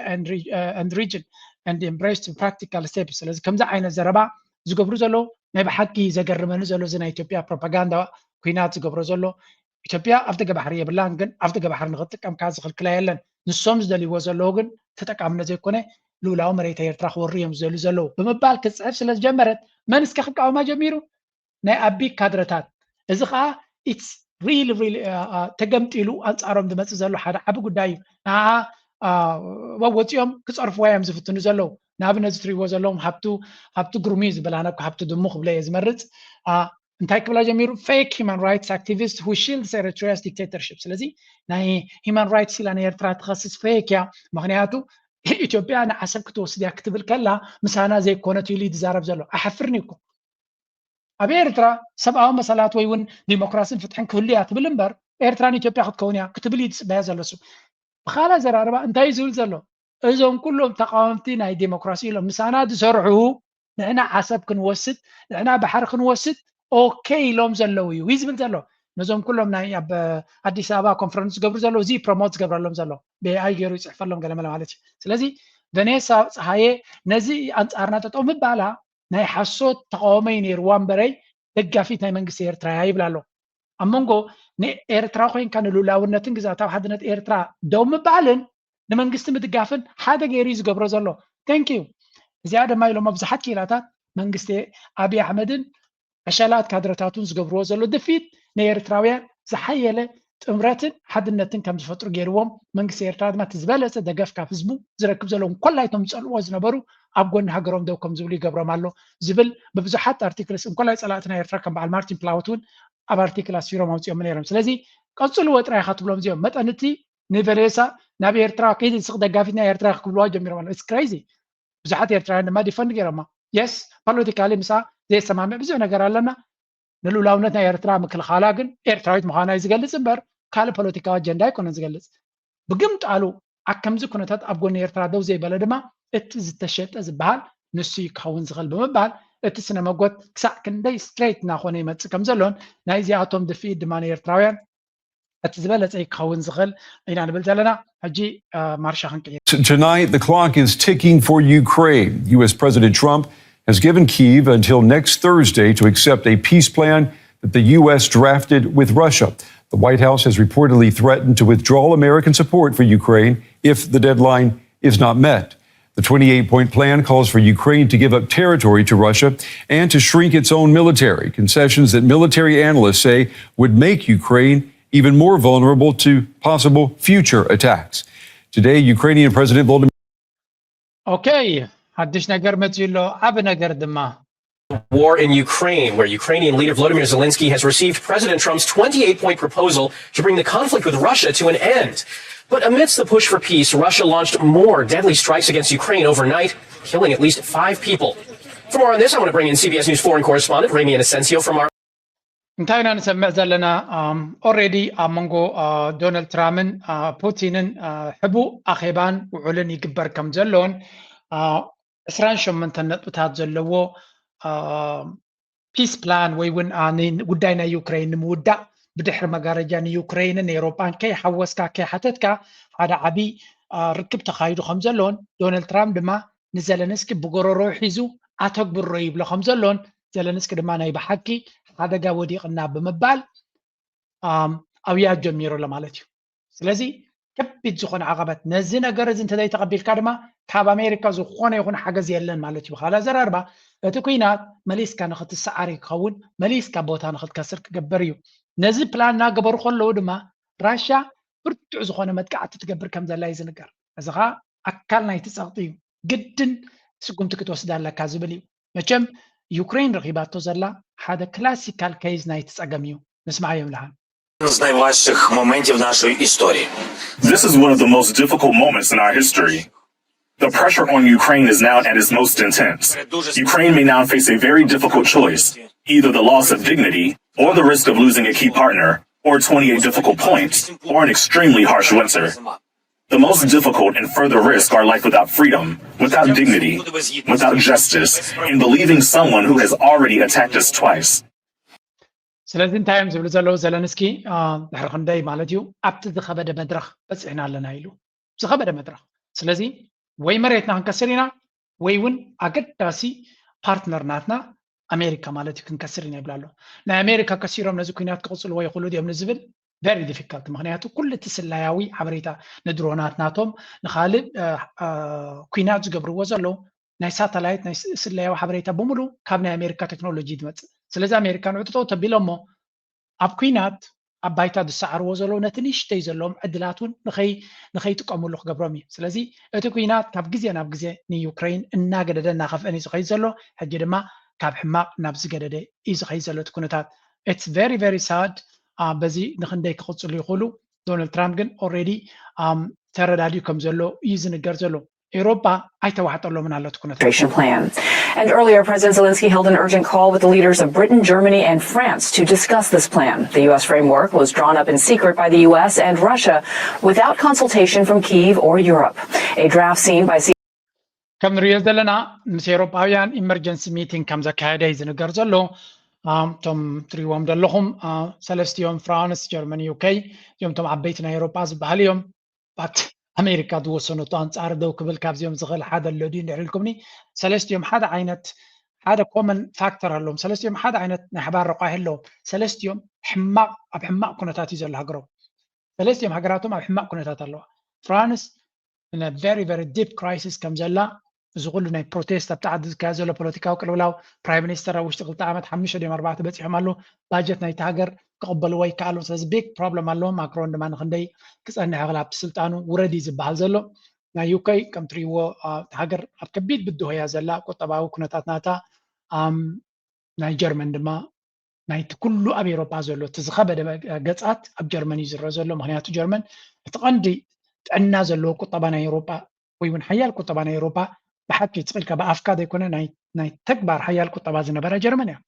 ስለዚ እቲ ዓንዲ ሕቆ ናይ ኤውሮጳ ዝነበረ ቁጠባ ናቶም እቲ ዝኸፍአ ዘሎ እሱ ሕጂ ካብ ኩላቶም ዝሓመቐ ኮይኑ ዘሎ ሲግማን ኦፍ ዩሮፕ ዝበሃል ዘሎ ጀርመን እዩ ስለዚ ሰለስቲኦም ኣብ ከቢድ ብድሆ ዘለዉ ንካልእ ዝገደደ ሽግር መፅይዎ ዘሎ ኪነ ሞራላዊ ሓገዝ ብፍሉይ ነገር ነቲ ዓውዲ ንምቅያር ክገብርዎ ዝኽእሉ ነገር ኣሎ ኢልካ ክትዛረበሉ ትኽእል ነገር የለን ኩሉ እዚ ንሪኦ ዘለና ድማ ናይ ኤውሮጳ ኩነታት ክሳዕ ክንደይ ብድሆ ከም ዝገጥሞ ዘሎ እንታይ ክገብሩ ይኽእሉ ተኽእሎ ከሎ ዶ እስከ ናይ ፕሮፌሰር ንስማዕ is that the Europeans cannot do much to help the Ukrainians. You don't have the military capability. And the Americans are no longer helping. They've shifted the burden to the Europeans. And the Europeans, of course, are perfectly willing, but it's going to be increasingly difficult because they're not going to have monetary help from the United States. And the economies are all having real problems. And plus, the Russian army is huge. It's battle-tested. It's a much better army today than it was when the war first started in February 2022. because they're advanced. And the European militaries are remarkably unimpressive. I love how ስለዚ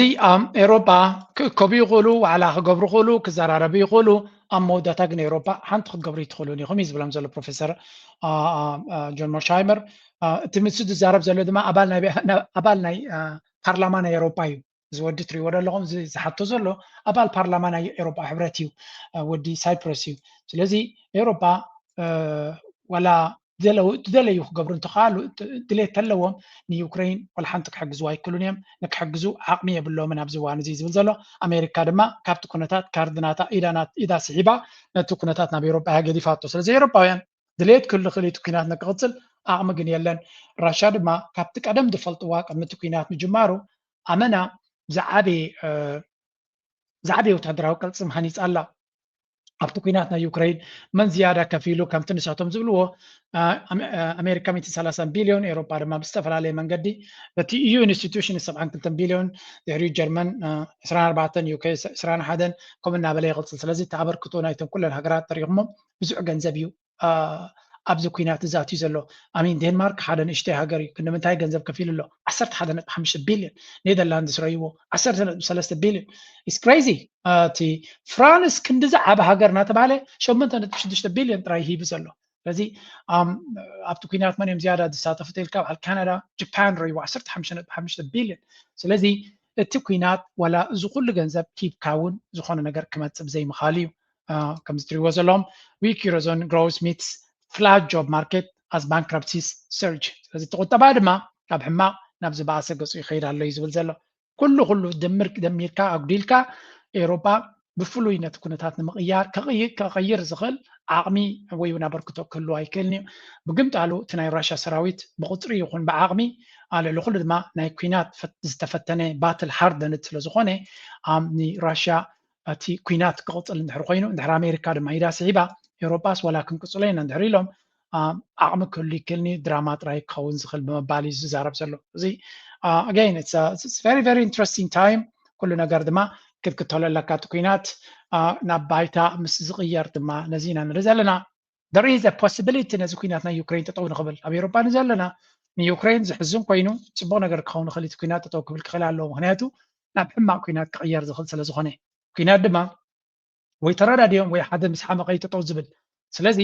ኣሜሪካ ጠቕላላ ካብዚ ኩናት እዚ ክትለያ ከም ናተይ መረዳእታ ንቬኔዙዌላ ክሃርሙ ስለ ዝደልዩ ዘለዉ ምስ ፑቲን ኣብ ቬኔዙዌላ ንገብሮ ኢትካ ስሓብ ንሕና ድማ ካብ ዩክሬን ኢድና ክንስሕብ ኢና ኢሎም ክህልው ይኽእሉ እዮም ካልኣይ እገዳታት ኩሉ ክነልዕለልካ ኢና ምስ ቻይና ዘለካ ዝምድና እውን ገለገለ ግበር ክብልዎ ይኽእሉ እዮም ኣብቲ ናይ ቻይና ሕራይ ዝብሎም ኣይመስለንን ምክንያቱ ቻይና ሰራውር ዝሰደደ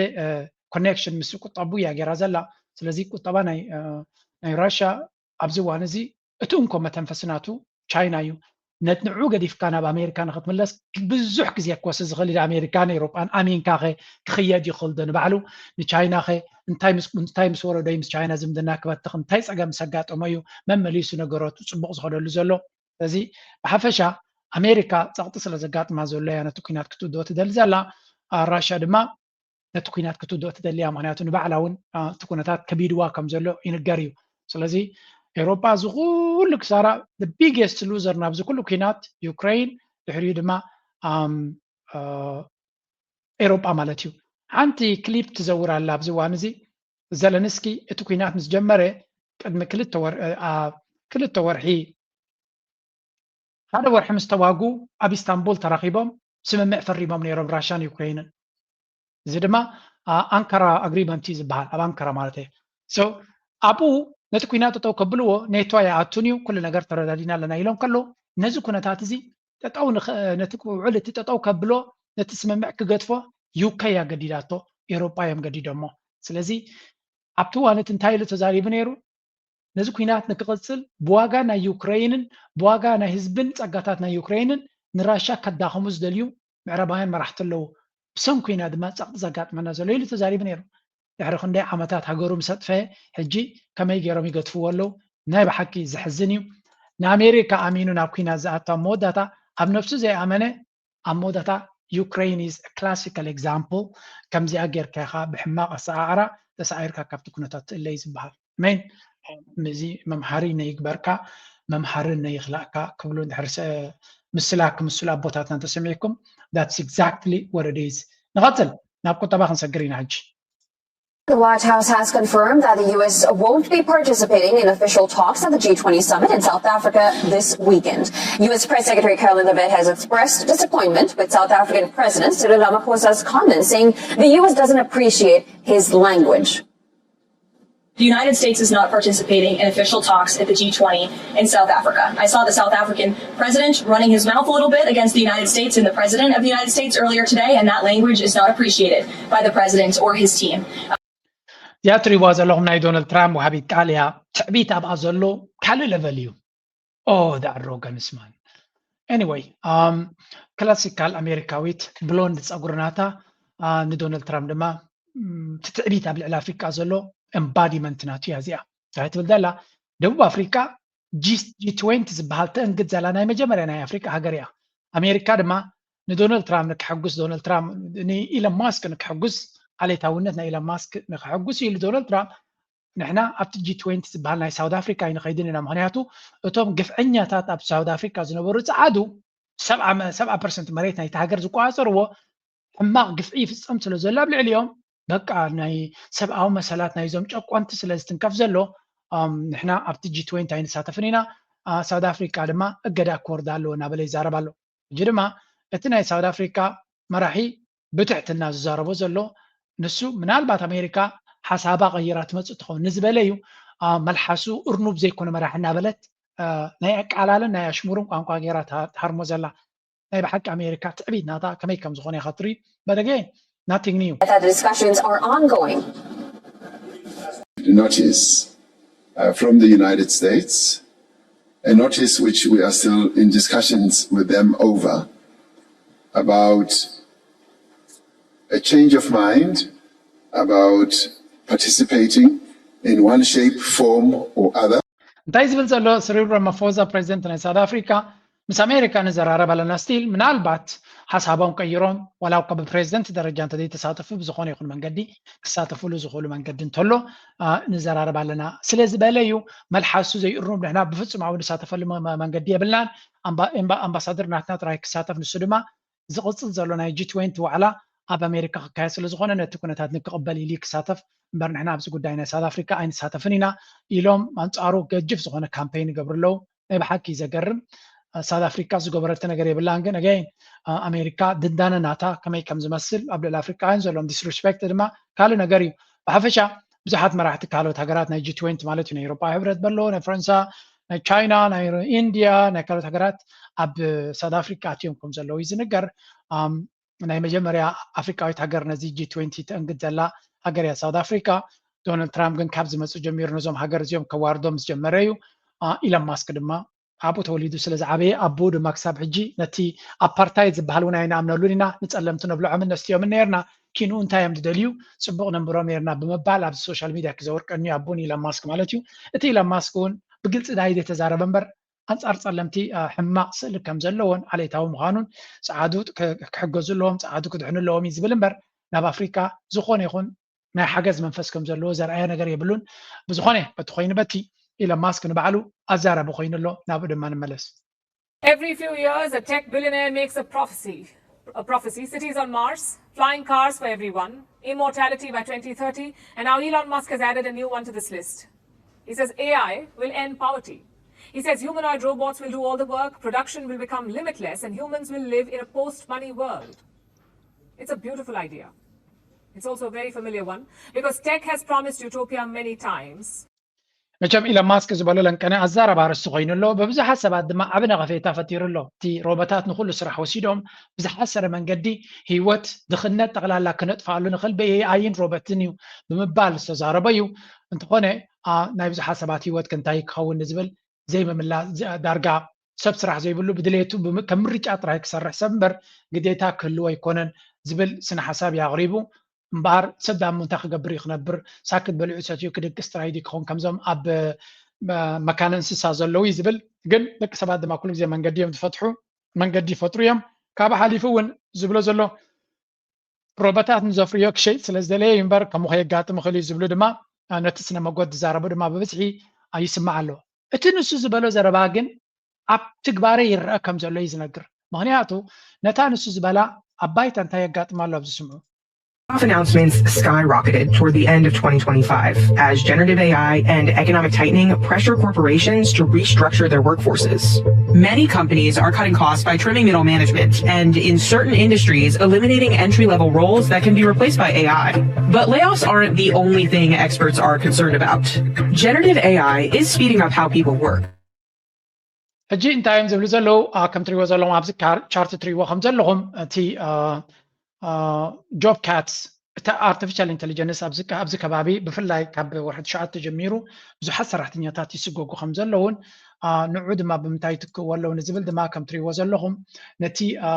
ሚድል ማኔጅመንት ዝበሃል ማእከላይ ደረጃ ማኔጅመንት ዝነበረ የውሕዱ ኣለዉ ኣብ ታሕቲ ድማ ትሪእዎ ኣለኹም ንሰባት ናውፁ ብኤኣይ ይትክዎ ኣለዉ ስለዚ ብዙሓት ሰባት ዝሰርሕዎ ዝነበሩ ንዖም ኣጉዲሎም ውሕዳት ኣትሪፎም ብኤኣይ ገይሮም ይሰርሑ ኣለዉ ልዕሊ ኩሉ እቲ ኤኣይ ንሰባት ይትክእ ኣሎ ጥራይ ዘይኮነስ ስሉጥነት ነቶም ተርፉ ሰራሕተኛታት ብስሉጥነት ንክሰርሑ የኽእሎም ኣሎ ስለዚ ጀመርቲ ሰራሕተኛታት ካብ ዩኒቨርሲታት ዝወፁ ስራሕ ከም ዘይረኽቡ ይገብር ኣሎ ምስ ግዜ ንባዕሉ እዚ ፀገም ክፈጥር ዝኽእል ምክንያቱ እንድሕሪ ኣብ ቅድሚት ሰባት ዘይትእቱ ዘለካ ንላዕሊ ገፅካ ከመን ይክኸደልካ ሰባት ድማ በዚ መንገዲ ነተን ካምፓኒታት ምናልባት ሎሚ ክጥቀመሉ ትኽእል ኢኻ ሰባት ስራሕ እንተዘይብሎም ኣታውን እንተዘይብሎም ንብረት ናትካ መን ይክገዞ ብኸመይ ኢኻ ኸ ፕሮፊት ክትገብር ብኸመይ ኢኻ ግሮው ክትገብር It's gonna be another dilemma ማለት ንስኻ ንግዚኡ ሰራሕተኛታት ዋጋ ከተጉድል ትኽእል ኢኻ ሰራሕተኛ ትሰጎ ዘለካ ስራሕ ተዘይረኺቡ ደሞዝ ተዘይብሉ ነቲ ሰርቪስስ ፕሮዳክትን ሰርቪስስ ዝገዝኦ ድማ ክገዛ ኣይክእልኒ ነፍሱ ዝካልእ ፀገም ክፈጥር እዩ ሪሴሽን ዝበሃል ድማ ካብኡ ክመፅእ ይኽእል እዩ ስለዚ እቲ ዝገብርዎ ዘለዉ ተገምጢሉ እውን ናባታቶም ክመፅእ ዝኽእል ፀገም ክህሉ ከም ዝኽእል እዩ ዝነገር ዘሎ ንሕጂ ግን እቶም ካምፓኒታት እንጆይ ክገብርዎ ይረኣዩ ኣለዉ ናይ መወዳእታ Everyone knows it's not fun right now for Bitcoiners. We saw the lowest reading in Bitcoin history on the Fear and Greed Index yesterday. It was single digits. This is a different measurement than the stock market. This Fear and Greed Index is Bitcoin specific. We've never መቸም ኣብ ክሪፕቶ ይኹን ኣብ ስታክ ማርኬት ዘለኹም ለንቀነ ደስ ዘብል ኩነታት ኣይኮነን ዘሎ እቲ ማርኬት ብዙሕ ፍላክቹዌሽንስ ኣጋጢምዎ ኣሎ በብዙሕ መንገዲ ድማ ጎዲሉ ኣሎ ስለዚ እዚ ነገር እዚ ኣጋይን ኣስተውዒልካ ምርኣይ ከድልዮ እዩ ሰንቢድና ክንደይ ግዜ ርኢና ኣለና ኣነ ነዚ ብዛዕባ እዚ ጉዳያት ክዛረብ ካብ ዝጅምር ጥራይ ክንደይ ግዜ ኮቪድ ሪና ድሕሪኡ ሪና ሓደ 4 ግዜ ሪና ኣለና ስለዚ ኣጋይን ሕጂ እውን ሓደ ዓብዪ ለውጢ ኣብቲ ማርኬት ይረአ ኣሎ ዓቕሊ ግበሩ ብዙሕ ትንተና ኣሎ ስትራክቸራል ዝተቐየረ ነገር የለን ናይ ክሪፕቶ ተቐባልነትን ኣዶፕሽንን ይቕፅል ኣሎ ማርኬት ማኒፕሌሽን ኣጋጢሙለ እዩ ዝበሃል ዘሎ እቶም ዓበይቲ ኢንቨስተራት ነዚ ማኒፕሌትድ ዝኾነ ፀገም ፈጢሮም ብዙሓት ሪቴል ኢንቨስተርስ ኩሎም ይሸጥዎ ኣለዎ ወደቲ ቢትኮይን እቶም ኢንስቲትዩሽንስ ድማ እቶም ዓበይቲ ኢንቨስተራት ብሕሱር ይገዝዎ ኣለዎ እዩ ዝበሃል ድሕሪኡ ንላዕሊ ክኸይድ እዩ ስለዚ ዓቕሊ እንድሕር ጌርካ ክንደይ ግዜ ዝረኣናዮ እዩ እቶም ምሳይ ትኸዱ ዘለዎ ሕጂ እውን መስርሑ ሒዙ ክሓልፍ እዩ ዓቕሊ ግበሩ ተኺልኩም ብትዕግስቲ ግዙ እንተደይ ልዓይ ትረኣይዎ ሽቂልኩም ካልእ ስራሕኩም ግበሩ ከም ወትሩ ተመሊሱ ንላዕሊ ክመፅ እዩ ሽዑ ድማ ክንዛረበሉ ኢና እዚኣ እውን ዘክርዋ እናበልኩ ናብቲ ናትና ክምለስ የብልጽግናው ሰራዊት ከታህሳስ ወር ጀምሮ አማራ ክልልን ለቆ ሊወጣ ነው ተባለ። የብልጽግናውን በራስ ጠባቂ ሰራዊት የአማራ ፋኖን በሁለት ሳምንት ውስጥ ትጥቁን አስፈታለሁ ብሎ በጀመረው ዘመቻ በርካታ ኃይሉን እንዲሁም ቁሳዊና ሞራላዊ ኪሳራን ሽንፈትን በማስተናገድ ጦርነቱ በፋኖ የበላይነት 3 መስከረሞችን አሳልፏል። ይህንን የፋኖን ክንድ መቋቋም የተሳነው የብልጽግና መንግስት ሰራዊቴን ወደ አንድ ማዕከል ሰበስባለሁ በሚል ከአማራ ክልል ጦሩን ለማስወጣት መመሪያ መሰጠቱን ኢትዮፎረም ከወታደራዊ ምንጮቼ መረጃ አግኝቻለሁ ሲል ዘግቧል። ከጂኦፖለቲካዊ ኩስምና ወደ ተስተካከለ እንታይና ንሰምዕ ዘለና አብይ አሕመድ ካብ ክልል አምሓራ ክወፅእ ይሓስብ ከም ዘሎ እስኻ ምስ ፋኖ ዝግበር ዘሎ ኩናት ክውዶ ይክእልኒ ካብ ዝብል ገምጋም ኣብ 2 ሰሙን ክውዳእ ዝኽእል ኢሉ ዝተበገሶ ኩናት ልዕሊ ዓቕሚ ስለ ዝኾነ ናይ መወዳእታ ፈተነ ግበሩ እንተዘየለ ክንሃድም ኢና ካብኡ ዝብል ዘረባ እዩ ዝስማዕ ዘሎ ስለዚ እንታይ እዩ ዝግበር ዘሎ ፋኖ ኣዝዩ ሓያል ስለ ዝኾነ እቲ ብልጽግና ድማ ዝኸዶ ዘሎ ኩነታት እቲ ሃገር ካብ ኢዱ ትፈርስ ከም ዘላን ካልእ ኩሉ ክገብሮ ዝኽእል ወታደራዊ ኩነታት ድማ ፈቲኑ ይሰልጠ የለን እዩ ዝበሃል ዘሎ ስለዚ እዚ ዊዝድራዋል ኦርደር ዝበሃል ወፂኡ ከም ዝብል ሓበሬታ ወፂኡ ኣሎ እዩ ዝበሃል ዘሎ ከዝልቕ ከም ዘለዎን ናይ መወዳእታ ፈተና ይገብር ከም ዘሎ ሕጂ ዝንገር ፋይናል ካምፔይን አንቲል ሕዳር 30 ማለት እዩ በትናቶም ክፍትን ምዃኑ ድሕሪኡ ኣብ ታሕሳስ ኣቢሉ ከዝልቕ መደብ ከም ዘለዎ እዩ ዝንገር ዘሎ እዚ እውን እንተኾነ ናብ ክልል አምሓራ ዝግበር ዘሎ ኣጀንዳ ኩናት ናብ ትግራይ ይሓስብ ስለ ዘሎ እዩ ስለዚ ንክልቲኦም ብሓደ ይዋጋእ ኣለኹ ንኸይብል ምስ ኢትዮጵያውያን ገለ ነገር ፈጥር ኣለኹ ንምባል እምበር ናብ ህዝቢ አምሓራ ዘሎ ፖለቲካ ወይ እውን ኩነታት ስለ ዝቐየረ ኣይኮነን ኣገይን እዚ ስርዓት እዚ ብዘይ ኩናት ክነብር ከም ዘይክእል ኩሉ ሰብ ፈሊጥዎ ኣሎ ስለዚ እቲ ኩናት ክቕፅል እዩ እቲ ሽጣራታት ክቕፅል እዩ ሪዝንስ ፎር ዊዝድራዋል ገለ ብልዎ ኣለዉ ስለምንታይ እዩ ንኸምኡ ዝሓስብ ዘሎ ንዝብል ድማ ዌፐን ሳይዥር ፋኖ ፎርስስ አር ኢንክሪዚንግሊ ካፕቸሪንግ ሄቪ ዌፐነሪ ኤንድ ሰፕላይስ ፍሮም አርሚ ሓደ ካብቲ ቀንዲ ምክንያት ዝብልዎ ዘሎ ፋኖ ሓንቲ ከላሽንን ሓንቲ ካዝናን ዘይነበሮ ሎሚ ዓበይቲ መሳርያ ሒዙ ኣሎ ስለምንታይ ሰራዊት ናይ ዓቢ በዓል ይዕጥቆ ስለ ዘሎ እቲ ፋኖ ድማ ከም ወታደራዊ ዓቕሚ እናሓየለ ይመፅእ ስለ ዘሎ ስለዚ ሰራዊት ናቱ ክስዕሮ ዘይኮነስ ነቲ ፋኖ እዩ መመሊሱ ዝሕይለ ዘሎ ስለዚ ምስ ፋኖ ዘይምውጋእ ሓይሽ ኣብ ዝብል በፂሑ የብላ ኣሎ ኣሚኒሽን ክራይሲስ ከምኡውን ናይ ተተኳሲ ጠያይትን ካልእ መዳፍዓትን እናተወደአ ከም ዝኸደን ነዚ ድማ ክሳብ 4 ሚሊዮን rounds of ammunition. The army is reportedly facing a critical shortage. ሕፅረት ናይ ክሳብ 4 ሚሊዮን ዝኸውን ተተኳሲ ጎዲልዎ ከም ዘሎን ናይ ተተኳሲ ፋብሪካ ሰሪሐ ናብ ዓለም ክሸይጥ ዝብል ዝነበረ ያቢ ከምኡ ድማ ሞራል ኮላፕስድ ሞራል ውድቀት ድማ ትዛዕበየ ምዃኑን ምክንያቱ ሰራዊት ናቱ ዝበዝሐ ሰራዊት ናይ ኢትዮጵያ ኣምሓራን ኦሮሞን እዩ ስለዚ ኣብ ኣምሓራ ትዋጋእ እንተለካ ድማ ሞራላዊ ውድቀት ጥራይ ዘይኮነስ ንህዝቢ ዘቃፅል ዘሎ ሰራዊት ሞራል ክህልዎ ይክእልኒ ኣብ ልዕሊኡ ድማ ኣብ መንጎ እቲ ሰራዊት ዘሎ ዳይናሚክስ እውን ከቢድ ከም ዘሎ እዩ ዝንገር ኣሚን ኣብይ ኣሕመድ ክሳዕ ክንደይ ውርደተኛ ምዃኑ ኣብዚ ባዕሎም እቶም ኢትዮጵያውያን ክዛረቡ ከለዉ ክነግረኩም ተመሊሰ ካልእ ሪፖርት ኣሎ ካብኡ ዝገደደ ዝብልዎ ዘለዉ ኣብ ስምዕዎ ብልጽግና አፍ የለውም ፋኖ ቲዲኤፍ እና ኦኤል የተገናኙ ብሎ ለማውራት እንኳን ምክንያት አንደኛ እነዚህ ሁለት ሶስቱም የኢትዮጵያውያን ድርጅቶች ናቸው። ሁለተኛ ከሻዕቢያን ጋር መገናኘትም ቢሆን ብልጽግና ራሱ ባሩን አውርዶ ከእንኳን ታጣቂ ሆኖ እንኳን የክልል አስተዳደር ሆኖ የፌደራል መንግስት ተብዬ ስልጣን ተይዞ አዲስ አበባ 4 ኪሎ ቁጭ ተብሎ እንኳን የራስን ህዝብ ከዛ ማዶ ጦር ጠርቶ ማስጨፍጨፍ ነውርነት የለውም ብሎ በተግባር ኢስታብሊሽ አድርጓል። ከዛ በኋላ ማን ይከሳል? ሻዕቢያ በኢትዮጵያ ውስጥ ያሉ ታጣቂዎችን ቢደግፍ በአገሩ ባልሆነ ሌላ አገር ውስጥ ያለን ፖሊሲ ኢንፍሉዌንስ ማድረግ ስለፈለገ ነው ያንን ያረጋው ትላለ። በገዛ አገሩ አንድ ክልል ላይ ታጣቂ ያደራጀ ሌላ መንግስት ታውቃላችሁ ማለት ዘገርም እኮ ንኣብዚ መግለፂ እዮም ዝስንኡሉ ኩላቶም መግለፂ እዮም ዝስንኡሉ ነዚ ሰብ እዚ ብኸመይ ክንገልፆ ንኽእል እዮም ዝብሉ ምክንያቱ እንታይ እዮም ዝብሉ ዘለዉ ሸነ ፋኖ ህወሓት ብሓደ ሓቢሮም እንተተባሂሉ ኣብ ውሽጢ ዓዲ ዝቃለሱ ዘለዉ ሓይልታት እዮም እዚኣቶም ነዚኣቶም ድማ ብልፅግና ክኹንኖም ወይ እውን ኣንፃሮም ክዛረብ ሞራል የብሉ ምክንያቱ ብናቱ ፀረ ኤርትራ ስለ ዝኾነ ናብ ሃገሩ ንትግራይ ንክህርም ናይ ደገ ሓይልታት ዝዓደመ ምስኣቶም ተሻሪኹ ንህዝቢ ዝጨፍጨፈ ሰብ ስለ ዝኾነ እዩ ዝብል እቲ ዝገደደ ክፋል ንኣብነት ሕጂ ሻዕብያ ምስ ፋኖ ይራኸባሎ ምስ ህወሓት ይራኸባሎ ገለ ኢልካ ይኽሰስ እዩ ኣፍከወደ ሻዕብያ ረብሓ ናቱ መንግስቲ ኤርትራ ክመፆ ንዝኽእል ፈተና ንክሰግር ዝገብሮ ዘሎ ዝምድናታት እዩ ፅልዋ ንክገብር ስለ ዝደሊ ክመፆ ንዝኽእል ብድሆታት ክሰግር ስለ ዝደሊ ኣብ 4 ኪሎ ኮፍ ኢሉ ዘሎ ብልፅግና እኮ ኢሉ ኣይኮነን ኣብ ደገ ከይዱ ሽርክነት ክገብር ንተጋሩ ባዕሉ ብዘዕጥቆም ዘሎ ንተጋሩ ንሓፍዶም ንክዋጉ ናይ ኩናት ኣትሕድ ኣብ ትግራይ ስፖንሰር ዝገብር ዘሎ ማፍያ ዝኾነ መንግስቲ እኮ እዩ ዝብሎም ዘሎ ንሃገሩ ንህዝብን ባዕሉ ጨፍጪፉ ጥራይ ከይኣክል ንሓፍዶም ክጨፋጨፉ መቃቂሉ ኣፅዋር ዘዕጥቕ ዘሎ እዩ ስለዚ እዚ ስርዓት እዚ ብዝኾነ ይኹን ሞራል የብሉን ንዝኾነ ይኹን ሓይሊ ክኹንን ወይ እውን ክዛረብ ወይ እውን ዝኾነ ይኹን ሓሳብ ክዛረብ ሞራል ዘለዎ ኣይኮነን ይብሉ ኢትዮጵያ ናበይ ከም ትኸይድ ዘላ እዚያ ድማ ራእዩ ያው ትእዛዝ ለመፈጸም ዛሬ ላይ በዝግጅት ላይ እንገኛለን ኢንሻአላህ አላህ Subhanahu Wa Ta'ala ደግሞ በዚሁ ሸሃዳን እስክናገኝ ድረስ ጽናቱን እንዲሰጠን ለምነዋለን እዚ ድማ ትሪእዎ ኣለኹም ምፍርራስ ናይ ሃገር ክጅምር ከሎ ኩሉ ግዜ እንታይ ሃትሪ ሕጊ ኣልቦነት ሓደ ኤርትራ ናሽናል ኢንትረስት ዝብል ኣብ ኢትዮጵያ ከምዚ ናይ እስላማዊ ጥርናፈ እዚ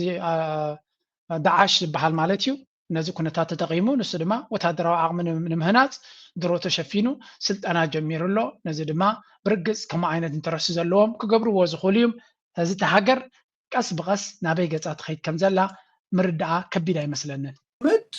በኔ በኩል ምን ብዬ ነው ሌብል ያደረኳቸው የአገሪቱ ቁጥር 1 የብሔራዊ ደህንነት ስጋት ናቸው አሁን በተጨባጭ ይሄ አጀንዳ የሚያሳየው ኢትዮጵያ አሁን የገባችበት ያለችበት ችግር ቀውስ አላንስ ብሎ እንደገና ወደ ሌላ ከፍተኛ የሆነ ቀውስ ነው እየከተቷት ያለው ሻዕቢያ በኢትዮጵያ ውስጥ ከም ትሪእዎ ዘለኹም ኣቢ ናይ ኢትዮጵያ ቁፅሪ ሓደ ናይ ሴኪሪቲ ፀገም እንተሎ ኣብይ ኣሕመድ እዮም ዝብሉ ዘለዉ እዚ ኣብዚ ዲቤት ወይ ዲስካሽንስ የለን ተቐንዲ ፀገም ናይዚ ሃገር ኣብይ ኣሕመድ እቲ ቁፅሪ ሓደ ፀገም ናይ ሴኪሪቲ ሃገራዊ ድሕነት ናይ ኢትዮጵያ ሽግር ኣጋጢሞሎ እንድሕር ኢልካ ጠንቅናቱ ፕራይም ሚኒስተር ዘሎ ኣብይ ኣሕመድ እዩ ምስ ኩሉ ብዝኸዶ ዘሎ መንገዲ ነቲ ሃገር ድማ ኣብ ውሽጣዊ ኩነታት እዩ ከጥፋኣ ዝደሊ ዘሎ መራሒ ምዃኑ እዩ ዝንገር ዘሎ ስለዚ ኩነታት ናይ ኢትዮጵያ እንታይ ከም ዝመስል ከመይ ከም ዘሎ ንምርድኡ ዝኣክል እዩ ንቐፅል ኣብቲ ካልእ ዓበይቲ ኣርእስታት ዝብልዎ ዘለዉ ምን ይመስላል? ስርዓቱ ኤርትራ መንግስትና ከህወሓት ጋር ጦርነት ውስጥ ለመግባት እያሟሟኩ ነው፣ ተዘጋጅቻለሁ፣ ጨርሻለሁ እያለ ባለበት ሰዓት ላይ ነው እንግዲህ አቅሙ በጣም የተዳከመ በሰራዊትም በመሳሪያም ጭምር ውስን በሆነ ቁመና ላይ እንዳለ እየተረጋገጠ ያለው። ምን ለማለት ነው እንግዲህ ከዚህ በኋላ ወደ ጦርነት የሚገባበትም ሁኔታ እንዳይኖር አድርጎ ነው አቅሙ እየገደበው ያለው። ለዚህም ነው ከኤርትራ ጋር ያለውን ጉዳይ የጦርነት ፉከራውንና ሽለላውን ጋብ በማድረግ ወደ ሽምግልናና እንታረቅ እንነጋገር አይነት አዝማሚያ እየተመለሰ ከም ንሪኦ ዘለና እንታይ እዮም ዝብሉ ዘሎ ኣብዚ ድማ አብይ አሕመድ ዝተፈራረቀ ሓሳባት እዩ ዝገብር ዘሎ እሱ ድማ ናብ ኤርትራ ንክንወርር ንኩናት ንክንገብር ተዳሊና ኣለና ብጀነራላቱ ብኩሉ መንገዱ እናተዛረበ ከሎ በቲ ካልእ ድማ ሓደ ሕቡእ ፀብፃብ ዝወፀ ናብ ኤርትራ ንከይወርር ዓብ ፀገም ኣጋጢሞ ከም ዘሎ ንሱ ድማ ናይ ሰራዊት ፀገም ናይ ኣፅዋር ፀገም ኣጋጢሞ ከም ዘሎን ድልውነት ከም ዘይብሉን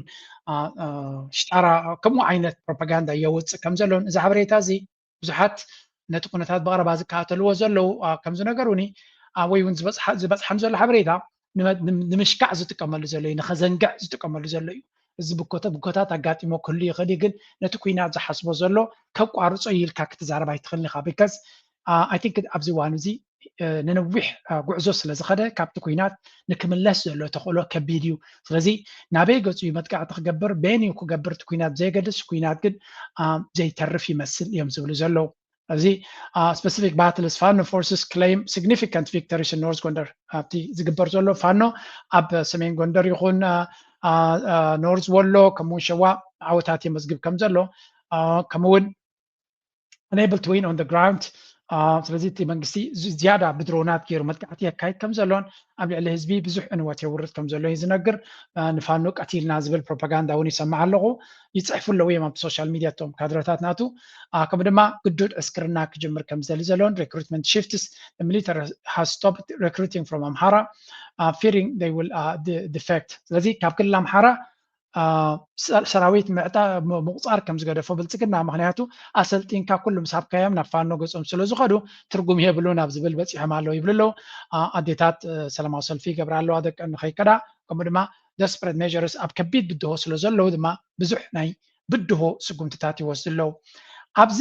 ኩነታት ናይ ትግራይ ዘሎ ናይ ኢትዮጵያ መፃኢ ሕማቕ እዩ ተባሂሉ ነዚ ስምዑ ሕጂ ውስጥ የኦሮሚያ ህዝብ መዝሙር ነው እንግዲህ የኦሮሚያ ህዝብ መዝሙር በኦሮሚያ ክልል የሚማር ተማሪ ሁሉም ይዘምራል ማለት ነው የሚገርመውን ነጥብ በጣም አስረዳቻለሁ እና ምንድነው ኦሮሚያ የትልቅ ታሪክ እናት የኦሮሞች እምብርት የገዳ ስርዓት አዳራሽ የህግና ሰምዑ ዘለዎም ሃገራዊ መዝሙር ናይ ክልል ናይ ኦሮሚያ እዩ እዚ ነፍሲ ወከፍ ክልል ከም ሃገር ስለ ዝኾኑ ናቱ ሃገራዊ መዝሙር ኣለዎ ኢትዮጵያ ትበሃል እኮ ሃገር ኢልካ ክትዛረበላ ከባድ ሃገር እያ ስለዚ ኦሮሚያ ናቶም ሃገራዊ መዝሙር እንታይ ይብል ረዩ ተገሪሞም እዮም ሪፖርት ዝገብርዎ ዘሎ እዚኦም ሰባት እዚኣቶም ብፍጹም ከም ኢትዮጵያ ክሓስቡ ዘሸግሮም ሰባት ካብ ዜሮ ተበጊሶም አይኮን ስርዓት መሬት የጨፌ ኦዳ እናት የመቶ ዓመት እድፍ በጣም ያዙልኝ የመቶ ዓመት እድፍ በደማችን አጠብልልሽ ይትርጉም አለው በብዙ እልፍ እልቂት ባንዲራችን ከፍ አደረግን በጣም ይገርም ነገር በብዙ እልፍ እልቂት ባንዲራችን ከፍ አደረግን ይህ መዝሙር ግን ማን መዘመር ያለበት ለአንድ ሀገር ለአንድ ወላሂ ሀገር የለም ስለዚህ እዛ ሌላው ሀገር እየተመሳሰረ ማለት ስለዚ እታ ሃገራ ልክ ከምዚ ሃገራዊ መዝሙር ናይ ኤርትራ ብደምና ዕፅምትና ነፅነትና ውሒስና ዝብል መንፈስ ነፅነትናን ቀፃልነትና ነውሒስና ዝብል መንፈስ ብሃገራዊ መዝሙርና ንታሪክና ናካይዳና ዝገልፅ ንገብር ንሳቶም ድማ ልክ ከምኡ ብደምና ዕፅምትናን ኣማይት ዓመታት ዋጋ ከፊልና ባንዴራና ተኺልና ይብሉ ባንዴራና ኢትዮጵያ ከይመስለኩም ናይ ኦሮሚያ እዩ ከመይ ጌርካ ነዚኣቶም ሃገር እዮም ክኾኑ ሃገር ኮይኖም ንሓዋሩ ክቕፅሉ ይኽእሉ ኢልካ ትዛረበሎም ከቢድ እዩ ሓቂ ንምዝራብ ሰናኒዕካ ለኻኽዕካ እታ ኩርሲ ምስ ሓስካያ ፕሮፓጋንዳ እናነፋሕካ ኢትዮጵያ ዝበሃል ኣርቲፊሻል ኣይደንቲቲ እናደፋእካ ንካልኦት ድማ ስለ ዝጠቅም እናሓገዙኻ ክትቅፅል ዳ እምበር ናይ ብሓቂ እቲ ሃገር ከም ሃገር ንክቕፅል ከቢድ ከም ዝኾነ እዩ ዝንገር ናው ናብቲ ናትና ንቐፅል ኣብዚ ዝወፁ ዘሎ ሓበሬታ ንስማዕ መንጉ ይዙ ኢትዮጵያን ዘሎ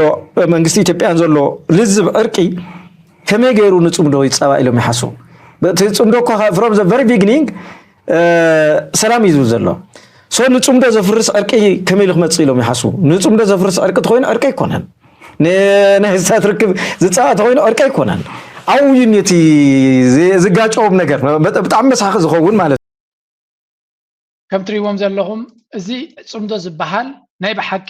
ዝሕምሞም ከም ዝኾነ እዚ በዓሉ ነጊርና ነይሩ እዩ ኢትዮጵያ ስለሆነች ነው 100% ነው አሰብ የኢትዮጵያ ስለሆነች ነው 100% ሰው አንገቱ ይቆረጣል አማራ እንደሚተርተው ደረቃት ምን ማለት ነው መቼ ለማን የት ልናገር የሚል ነገር ነበር ኢትዮጵያን አሰብ የሚያስመል የዚህ ጀነሬሽን ነው በጠቅላላ የኢትዮጵያ ህዝብ በዚህ ተግባብቷል በጉልበት ነው የወሰዳችሁት ክፉ ከመጣ ነገር ግን በጉልበት ለመመለስ አንሄድም ይልቁንስ አንድ ማይንቀሳቀስ በአሮጌ የጥንት ዕቃዎች የተሞላ ሙዚየም የምትመስል አገር ውስጥ ጎብኚ የሌለው አድርጎ ማቆየት እጅህን አውጣ ጽምዶን አቁም ከም ትሪእዎ ዘለኹም እዚ ሓደ ብርሃን ጁል እቲ ባጫ ደበለ ዝበሃል ተጨፈጨፍነ ንብሎ እንድዩ ብዛዕባ ኤርትራ ዝበሎ ኣብ ኤክስፖስ ገይረ ኣለኹ ሸር ግበርዎ ዝያዳ ግን ኣብ ኩሉ እቲ ኤርትራ ዓሰብናትና ብሓይሊ ወሲድኩሞ ብሓይልና ድማ ክንመልሶ እዩ ዝብል ቀፂሉ ድማ ኣብ ኩነታት ናትና ኣትኹም ፅምዶ ጠጠው ከተብሉ ኣለኩም ተዘየለ ኩናት ኢኹም ትፅውዑ ዘለኹም ስለዚ ንፅምዶ ከም ሓደ ዓብይ ፀገም ገይሮም እዮም ሪኦም ንዑ ንምጥፋእ ድማ ኩሉ ዝከኣል ካምፔይን እዩ ዝግበር ዘሎ ንመለስ ስለምንታይ ከምኡ ኮይኑ ክኸውን ክኢሉ እዚ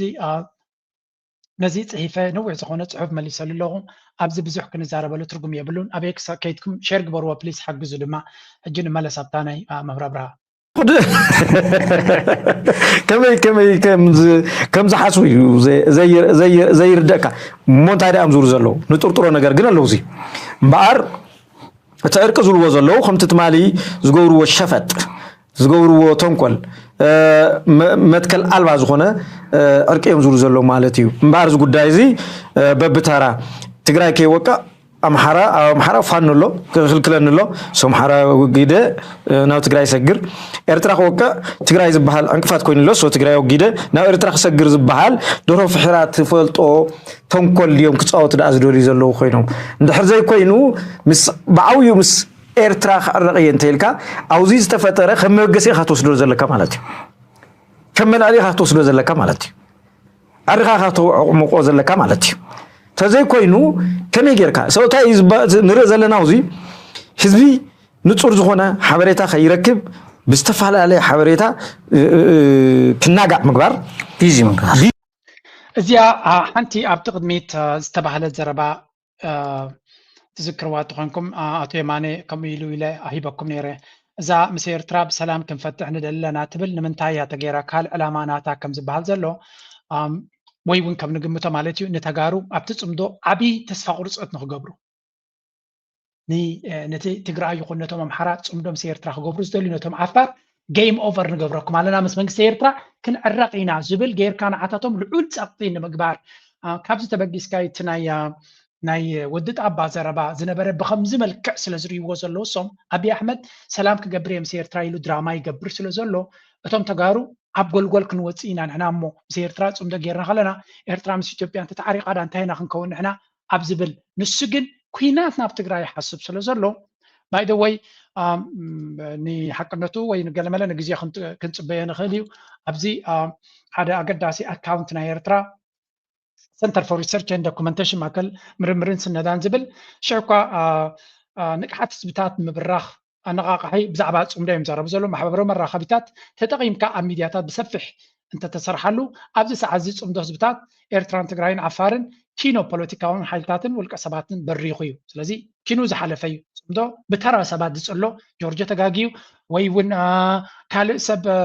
ብዛዕባ ፅምዶ ዝዛረብ ዘሎ ብርሃነ ከምዚ ኢሉ ወይ ካልእ ከምዚ ኢሉ ዘይኮነ ኣብዚ እዋን እዚ ፅምዶ ናብ ህዝብን ናብ ፖለቲካውያን ሓይልታትን ዝሰገረ እዩ እዚ ኣብ ዝለዓለ ጥሪ ዝበፅሑ ዝርከብ እስትራቴጂካዊ መስርሕ እዩ እዚ ከዓ ናብ ነዊሕ ከይዱ ዘሎ እዩ ስለዚ ብትካላዊ መልክዕ ክህነፅ ተወሲኑስ ድሮ ኣብ ባይታ ስራሕ ተጀሚሩ ኣሎ ዶክተር ደብረፅዮን ገብረ ሚካኤል ፕሬዚደንት ኢሳያስ አፈወርቅን ወይ ድማ ጀነራል ምግበይን ጀነራል ሓሊባይን ብሓደ ክስሕቁ እንተሪኢኹም ፍፁም ኣይትሰንብዱ እዩ ዝብል ዘሎ ስለዚ ሓድሽ ብስራት ኣብ ቀረባ እዋን እንታይ ማለት እዩ እቲ ፅምዶ ኪኖ ግለሰባት ናብ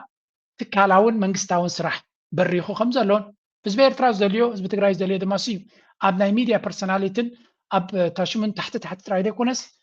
ناي بحكي ناب زلا على درجة ديبو سيريس زغونة سرح دما ساوعيت ناي بزحاتيو تا بلصقنا صمدو ميتي لوم فخرا خغبرولو زدليو ناب زلا على درجة نخغبرو كسغاغرو زلو تخلو إن عبي خيت كم زلو ينام رزلنا ناي بحكي دسبليو كال صمدو حد عبي انقفات كوينو زلو دما من يندحريلكم أبي أحمد بلصقنا ناب 4 كيلو خينو تراي كونن أوش تግራይ ዘሎ ጸገም ስሙ ንሰለስተ ሰባት ዝወሎም ክነግሮም ቃል በቃል ይዛረብ ኣይኮነን እንታይ ኢሉ ኣነ ንኽሕተት ድልው እየ እከለ ኢለ ነቶም ዝወሎም ክነግሮ ክእል እየ ታደሰ ወረደ ይዝሕመ ዘሎ እኒሄኒ ኣይወልኩን እንታይ ኢሉ ኣይበለን ዝብል ሰብ እውን እንታዜ እንታሃልዩ እውን ወዲ ወረደ ባዕሉ ይወልኩን ንነጋዶ ኣኪቡ ዝወሎም እሞ ካብቶም ነጋዶ ለባም ነጋዳይ ዋዕታ ወዲ ከምዚ ኣይብለሎ ዝወዲ አንታ ጉድ ከይንኾን ዝበለኒ ሰጊእ ዝነገረኒ ክነግረኩም ሕወሓት ኣይሞቲ ኣይጥዒቲ ገይረያ እየ ሕዚ ከዓ ነንዋዕሎም መባሊዐ ነንዋዕሎም ሕወሓት ንምፍራስ ነንዋዕሎም ምብላዕ እዩ ናይ ስልጣን ህረፍ ዘለዎም ብዙሓት ስለ ዝኾኑ ንኩሎም ቁርጢ ስጋ ምርኣይ ኢሉ ማለት ሸዋዊ ኮይኑ ይመፅ ሳሊቤት ይገብሩ ሽዑ ክልዚኦም እንዳለዘዩ ደድሕርታ ስልጣን ስለ ዝኸዱ ንኩሎም ብስልጣን በታቲነ ሕወሓት ኣይሞቲ ኣይጥዒቲ ገይረያ ድሕሪ ሕዚ ሕወሓት ክትለዓል እያ ኢልካ ኣይትገምቱ ግዲ የብልኩምን ኢልዎም ስለ ዝሓተት ወፍቲ መድረኽ ማለት ድሕሪ ሕዚ ሕወሓት ክትለዓል እያ ኢልኩም ኣይትገምቱ ሕወሓት ኣይትብላዕ ኣይትስተ ገይረያ እየ ኢሉ ነጋዶ ኣኪቡ ካፍቶም ነጋዶ ሓደ ግን እዚኣ ነጊርኒ ጥራሕ ኣይኮነ መርትዖ ኣቕሪቡለይ ማለት ቁፅሪ ሓደ ቁፅሪ ክልተ ንሓደ ጠበቃ እዩ ንዕኡ ዝቐርቦ ግን ተቓላሳይ ስለ ዝኾነ እቲ ጠበቃ ባዕሉ ዝነገረኒ ሕወሓት ድሕሪ ሕዚ ክትስእ እየ እንተኢላ እውን ከይትትስእ ክሳዳ ረጊፀ ሒዘያ እየ ኢሉ ምንም ክገብር ኣይክእል ነዚ ዓቂልካ ኣነ እናተቃፀልኩ ክነብር ኣይደለን ማለት ስለዚ ኣወል ስዒድ እኳ ውሽጣዊ ፖለቲካኹም ኣይትእቶ ኢልኩም መዳ እምበር እዚ ሰብ እዚ ጥዕና የብሉን ቸክ ግበርዎ ኢልኩም እዩ ኤኒወይ ወዲ ወረደ ዝበሃል ሓደ ካብቲ ዓብይ ፈተና ናቶም ኮይንዎም ዘሎ እዩ ስለዚ እቲ ኩነታት ናበይ ገፁ ይኸይድ ከም ዘሎ ንርኢ ኣለና ንቐፅል ጉዳይ ናይ ፅምዶ ኣብይ ኣሕመድ ፅምዶ ክትመተሉ ይደሊ ነይሩ ግን ብርሃነ ልፍሓተይ የቕረታ ናይ ወዲ ጣባ ተቐቢሉ ብዛዕባ ፅምዶ ዝተዛረበ ስምዑ ኣብ ክንዲ እዚኦም ዝንዕቑ ኣብ ባድመ ኩናት ምልዓሉ እሳቶምስ ኢቭን ፖለቲካ ሎስት ይገብረለው እውን ይኸስወለው እውን ኣይኮነን ብስሩት ህዝቢ ክውቃዕ ኣለዎ ሰልፍ ሄቲንግ ከምዚ ዓይነት ፖለቲካል ሙቲሌሽን ተራእዮ ኣይፈልጥን ናይ ምግበይ ዝበልካ ምግበይ ከምዚ ኢሉ ኢልካ ፋብሪኬት ጌርካ ምዝራብ ወዲ ጣባ ዝኾነ ዘረባ ተዛሪቡ ሕዝኳ የቕረታ ኢለሎ ፅቡቕ ንሳ ፅምዶ ሞይታ ኢሎምስ ከመይ ከም ዘራገቡዋ ብጣዕሚ ይገሪምና ከመይ ከም ዘራገቡዋ ትፅምዶ ለኣብይ ኣሕመድ ዝብልፅግና ስርዓት ክንደየናይ ፅዕንቶ ፈጢሩሉ ከም ዘሎ ናይ ቀትርን ናይ ለይትን ጭንቀት ፈጢሩሉ ከም ዘሎ ዘርኢ እዩ ብካሊእ ገልቢጥካ ትሪኦ ተለኻ ማለት እዩ ስለዚ ከምቲ ኣብርሃ ዝበሎ ቅድም ኢሉ ትፅምዶ ላው ስትራቴጂክ ሪሌሽንሽፕ ይቕየር ዘሎ ዓንቶ ይልዕሎ ነይሩ እቲ ኢኮኖሚካል ሪኢንተግሬት ክግበር ኣለዎ ናይ ጉምሩክ ጉዳያት ገለገለ ዝብል ኣክቹዋሊ ውዕል ፕሪቶርያ ከይተፈፀመ እዚ ምግባር ቁሩ ክከብድ እንድዩ መእሰሪና እውን ውዕል ፕሪቶርያ ስለ ዝኾነ ወይት ውዕል ፕሪቶርያ ፈሪሱ ኢልካ ዲክሌር ክገብር ዝግብኦ ኣካል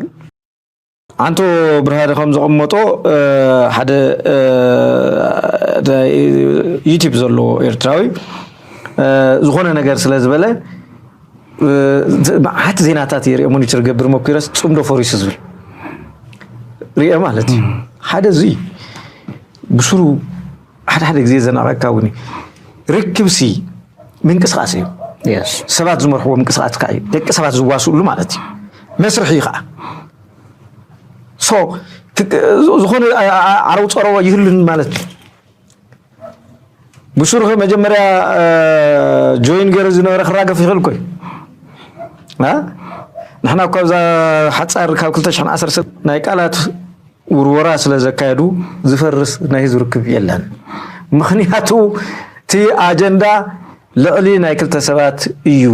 ታ ኣጀንዳ ናይ ህዝብታት እዩ ታ ኣጀንዳ ናይ ረብሓታት እዩ ታ ኣጀንዳ ናይ ህልውና ጉዳይ እዩ ህዝቢ እዚ ብዝተኸተሎ ፖሊሲ ኣብ ሕድሕዱ ብዝተኸተሎ ፖሊሲ ዝወፅሖ መከራ ይፈልጥ እዩ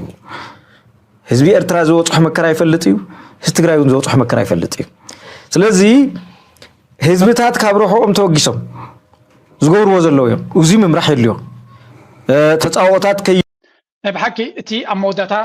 ፅምዶ ናይ ምዝጉርባብቲ ህዝቢ ስትራቴጂካዊ እዩ ከምዚያ ኣብዚያ ዝረኣኹማ ከምዚ ዝበሎ ድማ ይግበረልና ምክንያቱ እዚ ኣካውንቲ እዚ ናይ ብሓቂ ክብሪ ዘለዎ ኣካውንቲ እዩ ከም ትሪእዎ ዘለኹም ድማ እቲ ፅምዶ ብዓበይቲ መራሕቲ ናይ ኤርትራ እውን ክውከል ከም ዝኽእልን ዕምቆት ክህልዎ ከም ዝኽእልን ካብ ናይ ኣክቲቪስት ተራ ሚድያን ሓሊፉ መንግስታዊ ደረጃ ረቢሱ ኢንስቲትዩሽንስ ከም ትካላዊ ኣሰራርሓ ገይሮም ሰራዊር ሰዲዱ ሓንሳብ እናሓዋሩን ዝፀገም ናይ ምዝጉራብቲ ህዝቢ ዘሎ ሓንሳብ እናሓዋሩን ክፍታሕ ተስፋ ንገብር ነዚኣ ሓንቲ ካብቲ ዓባይ ሌጋሲ ናይቲ መንግስቲ ናይ ክልቲኦም መንግስታት ክትከውን ዘለዋ ድማ እዚኣ ክድበል ንደሊ እዚ እቲ ንሕና ንሰምዖ ዘለናን ብወገን ክልቲኡ ህዝብታት ኣብዪ ኣሕመድ ድራማ ፈጢሩ ነቲ ህዝቢ ክፈላሊ ክመቃቐል ከም ኣጀንዳ ድማ ፅቡቅ ገይሩ ክጥቀመላ ዝደሊ ዝነበረ እዩ ግን ኣጋጣሚ ኮይኑ ሕማቅ ዕድል ስለዝኾነ እታ ኩነታት ትሰልጦ የላ ስለዘይሰለጠቶ ድማ ካልእ ነገር ኣይፍትኒ ኣይንብለኩም ኢና ግን እቲ ህዝቢ ኤርትራ ድማ ብኩሉ ነቂሑ ክከታተሎ ዘለዎ እዩ ካብኡ ቀፂልና ኣብዚያ እውን ሓንቲ ላ ስምዖ እስከ እቲ ጉድኣቱ ግን እንታይ ክጥቀመሉ ከም ዝኽእሉ ከዓ ተረዲእና ኣሎ እቲ ቀንዲ ገዳሲ ንሕና ህዝቢ ኤርትራ ንስኻ ከም ፍፁም ኣነ ከም ዳንኤል ኣወል ከም ኣወል ንኸዶ መገዲ ኣለና ማለት እዩ እቲ ንኸዶ ደሊልና ዘለና ከዓ ምእንቲ እታ ዓባይ ኢትዮጵያ ቅድሚ ሕጂ ንዓና ፈላልያ ንትግራይን ንዓናን ፈላልያ ደምፃትልና ንክልቴና ጉድኣት ከይድገም ምእንቲ ዝተመስረተ ፅምዶ እዩ እሞ ሕጂ ኣብዚ ናትካ በርክቶ እውን ኣቦቱ ኣሎ ኣብዚ ዘለካ እስከ መልእኽቲ ንገረኒ ሽነት ዘይኮና ክንፈልጦ ይንኽእልን እሱ ድማ እቲ ስምብራት ኣብኡ ክፀንሕና ንፅበል ኣባና ዝወረደ ስምብራት ድማ ከምኡ ንፅበዮ እዚ ኮ ህዝቢ ትግራይን ህዝቢ ኤርትራ ዝገበርዎ ኮኾነ ናይ ፖለቲካ ፍሕፍሕ ናይ ወታደራት ጉዳይ ንክልቲኦም ዝሃሰ ክልቲኦም ካብ ታሪኮም እዮም ክመሃሩ ዝኽእሉ ካብቲ ዝነበረ ፅልኢ ፖለቲካ ብገለታት ካብቲ ዝነበረ ቅርንሕቲ ካብቲ ዝነበረ ምድማይ ካብቲ ዝነበረ ምፍሕፋሕ ራይዶ እሱ መይቱ ብፅምዶ መይቱ እንታይ ይበቁል ፍቕሪ ምትእምማ ሕውነት ፅቡቅ ጉርብትና ምትሕግጋዝ ይበቁል እኮ ታሪክካ እኮ ኣጥፊኻ ኮንካን እኮ ፍቕሪ ተብቁል ኣብቲ ታሪክ ተመርቶ መቸም ከም ትሪእዎ ዘለኹም ዳንን ፍፁምን እውን ነዛ ቶፒክ ተዛሪቦም ኣለዉ ብዛዕባ ፍፁም ብዙሕ ዘረባታት ይዝረባ ኣሎ ለንቀነ ግን ብሓፈሻ እንታይ ማለት ቪድዮ ሓንቲ ደውፃ ብዙሕ ኣዘራቢት ኮይና ኣላ ኣብ መወዳእታ ግን እዚኣ ሕጂ ንብላ ዝፀናና ኢና ብፍላይ ብወገን ኤርትራውያን ይኹን ብወገን ተጋሩ ሓደ ነገር ክርዳእና ኣለዎ እቲ ፅምዶ ብተራ ሰባት ክፅሎ የብሉን ህዝቢ ኤርትራ ሰላም ዝደልዩ ፍቕሪ ዝደልዩ ሰላም ምስ ህዝቢ ሱዳን ምናልባት እዚኣ ብዙሕ እኳ ምንጋር የድልዮን እዩ መንግስቲ ኤርትራ ካብ ኣብ ትግራይ ዝገብሮ ዘሎ ዝያዳ ኣብ ሱዳን ዘለዎ ኣበርክቶታት ይዓቢ ኣብ ሱዳን በብዙሕ መንገዲ ኢንጌጅ ዝገብር ዘሎ መንግስቲ ኤርትራ ካልኣይ ድማ ሱዳናውያን እውን ምሳና ናይ ዶብ ጥራይ ዘይኮነስ ብዙሓት ሱዳናውያን ኣብ ውሽጢ ኤርትራ ከም ስደተኛታት ኮይኖም ይነብሩ ኣለዉ ስለዚ እቲ ኩነታት ምስ ፅምዶ ብዙሕ ሰብ ብኣሉታዊ ነገር እዩ ዝርዮ ስለምንታይ ኤርትራ ሓለፋ ትገብር ኣብ ፅምዶ ተጋሩ ከም ዘፍርሱ ምክንያቱ ተጋሩ ገለ ክፋልናቶም ንኣብነት ሓደ ካብቲ ሓራ መሬት ዝበሃል ዘሎ ዝተመልሰን ዝበሎ ስምዕዎ ብኣገረ ክውድየ ክንዲ ምንታይ ኣብዪ ኣሕመድ ነቲ ትግራይ ዝበሃል ከም ኣጀንዳ ናይ ኩናት መግበሪ ክጥቀመሉ ብዙሕ ይፅዕር ከም ዘሎ ድሓን ኣብ ካልእ ግዜ ከምፃልኩም እየ ስለዚ እቲ ናብ ትግራይ ዝግበር ዘሎ ኣብዪ ኣሕመድ ቡ ገይሩ ከምዚ መምራ ብርሃ ክብሎ ፀንሐ ንዓታቶም ተጠቂሙ ናብ ኤርትራ ወራር ክገብር ይደሊ ስለ ዘሎ እዛ ገይም እዚኣ ድማ ክልቲኦም ህዝቢ ብሓደ ኮይኖም ንዓቢ እታ ኩናት ከምዘይትግበር ንክገብርዎ ንፅዕር ስለ ዘለና እዚ ኣስተውዒልና ንረይዎ ሓንቲ ብዚኣ ኣላ ኩሉ ከም ግለሰብ ኣብ ሂወት ሓደ ሓደ ግዜ ዘድሕነካ ትብዓት ምዃኑ ረዩ እዚ በጊዕ ምስ ክንዲ ገለ ዝራብዕ كمي جيرو كقدم كيلو انتحري لكم كبيريو كقاعدوا خلوا بتقدميت اتبعتي زرابع حسيوه كون خلينا تبقى انت خوني حنسب مستحرمه اتبقى تبيعوا كالاي غزي كقدم يلكم بقاس كل ريبو من كم سعر كدربيكم اذا كانت زريكا نسال ايقا تبيع كانت تميت كايو امودات عبد مسل طلايقه هدمات رايات تطرفو زغبرو ነገር يبلو ስለዚህ تبعات አገዳሲው ምናልባት ነዛ ምጭው ተሐፍትና ድማ እንሰማ እዚያ ደቂሬሽ ኮሪናታት አሞንጎ ምቋምን ምድጋፍን ሕውስ ዝበለኩም ሰባት ኣለኩም መስለኒ ኣነ ደጋፊቴ በቃ ፒሪድ ንመን ትድግፍት ኢልኩምኒ ንህዝበይ ንባንዴራይ ንመሬተይ ንሰራዊተይ ንታሪኸይ በቃ ኣነ ኤርትራዊተይ ወላ ሓንቲ ክገብረኩም ኣይክእልኒ ግን ወላ ተቃዋሚ ኣነ ተቃዋሚ ኢልኩም ሪፕሬዘንት ገብሩ ሰባት እዚኦም ዝብለኩም ዘለኹ ነገራት ዘይተኽብሩ እንደይትፈቱን እንድሕር ኮይንኩም ንስኹም ተቃዋምቲ ኮንኩምን ተቃዋመርቲ ትበሃሉ ተረዲእኩም ሓደ ሰብ ብናይ ካልእ ሃገር ታሪክ ዝኮርዕ ናይ ካልእ ሃገር ባንዴራ ዘንጠልጠል ተኮይኑ ተቃዋማ ኣይኮነን ተቃዋማራ እዩ ሓደ ካልኣይ ፅሩይ ኤርትራዊ ድዩ ኢልና ከዓ ንሓቲ ትግባእ ምክንያቱም በቡን በዲዩን ፅሩይ ዝኾነ ኤርትራዊ ታሪኹ ስለ ዝፈልጥ ታሪክ ዓዲ ሃገር ወላ ሓንቲ ይመስሉኒ ኣነ ታሪክ ናይ ዝኾነት ሃገር ሳፕራይዝ ኣይገብረኒ ምክንያቱም ታሪክ ኤርትራዊ ፈልጥ እያ ኣቦታተይ ኣበይ ነይሮም ፈልጥ እየ ሓወቦታተይ ኣበይ ነይሮም ፈልጥ እየ ኣኮታተይ ኣበይ ነይሮም ፈልጥ እየ እቲ ኣቦታቱን ሓወቦታትን ኣኮታቱን ዘይነበሩሉ ደይወዓሉሉ ግን ድንበብ ታሪክ ይብሉን ስለዚ ሓደ እዛ ዋዕሮ ሓፍትና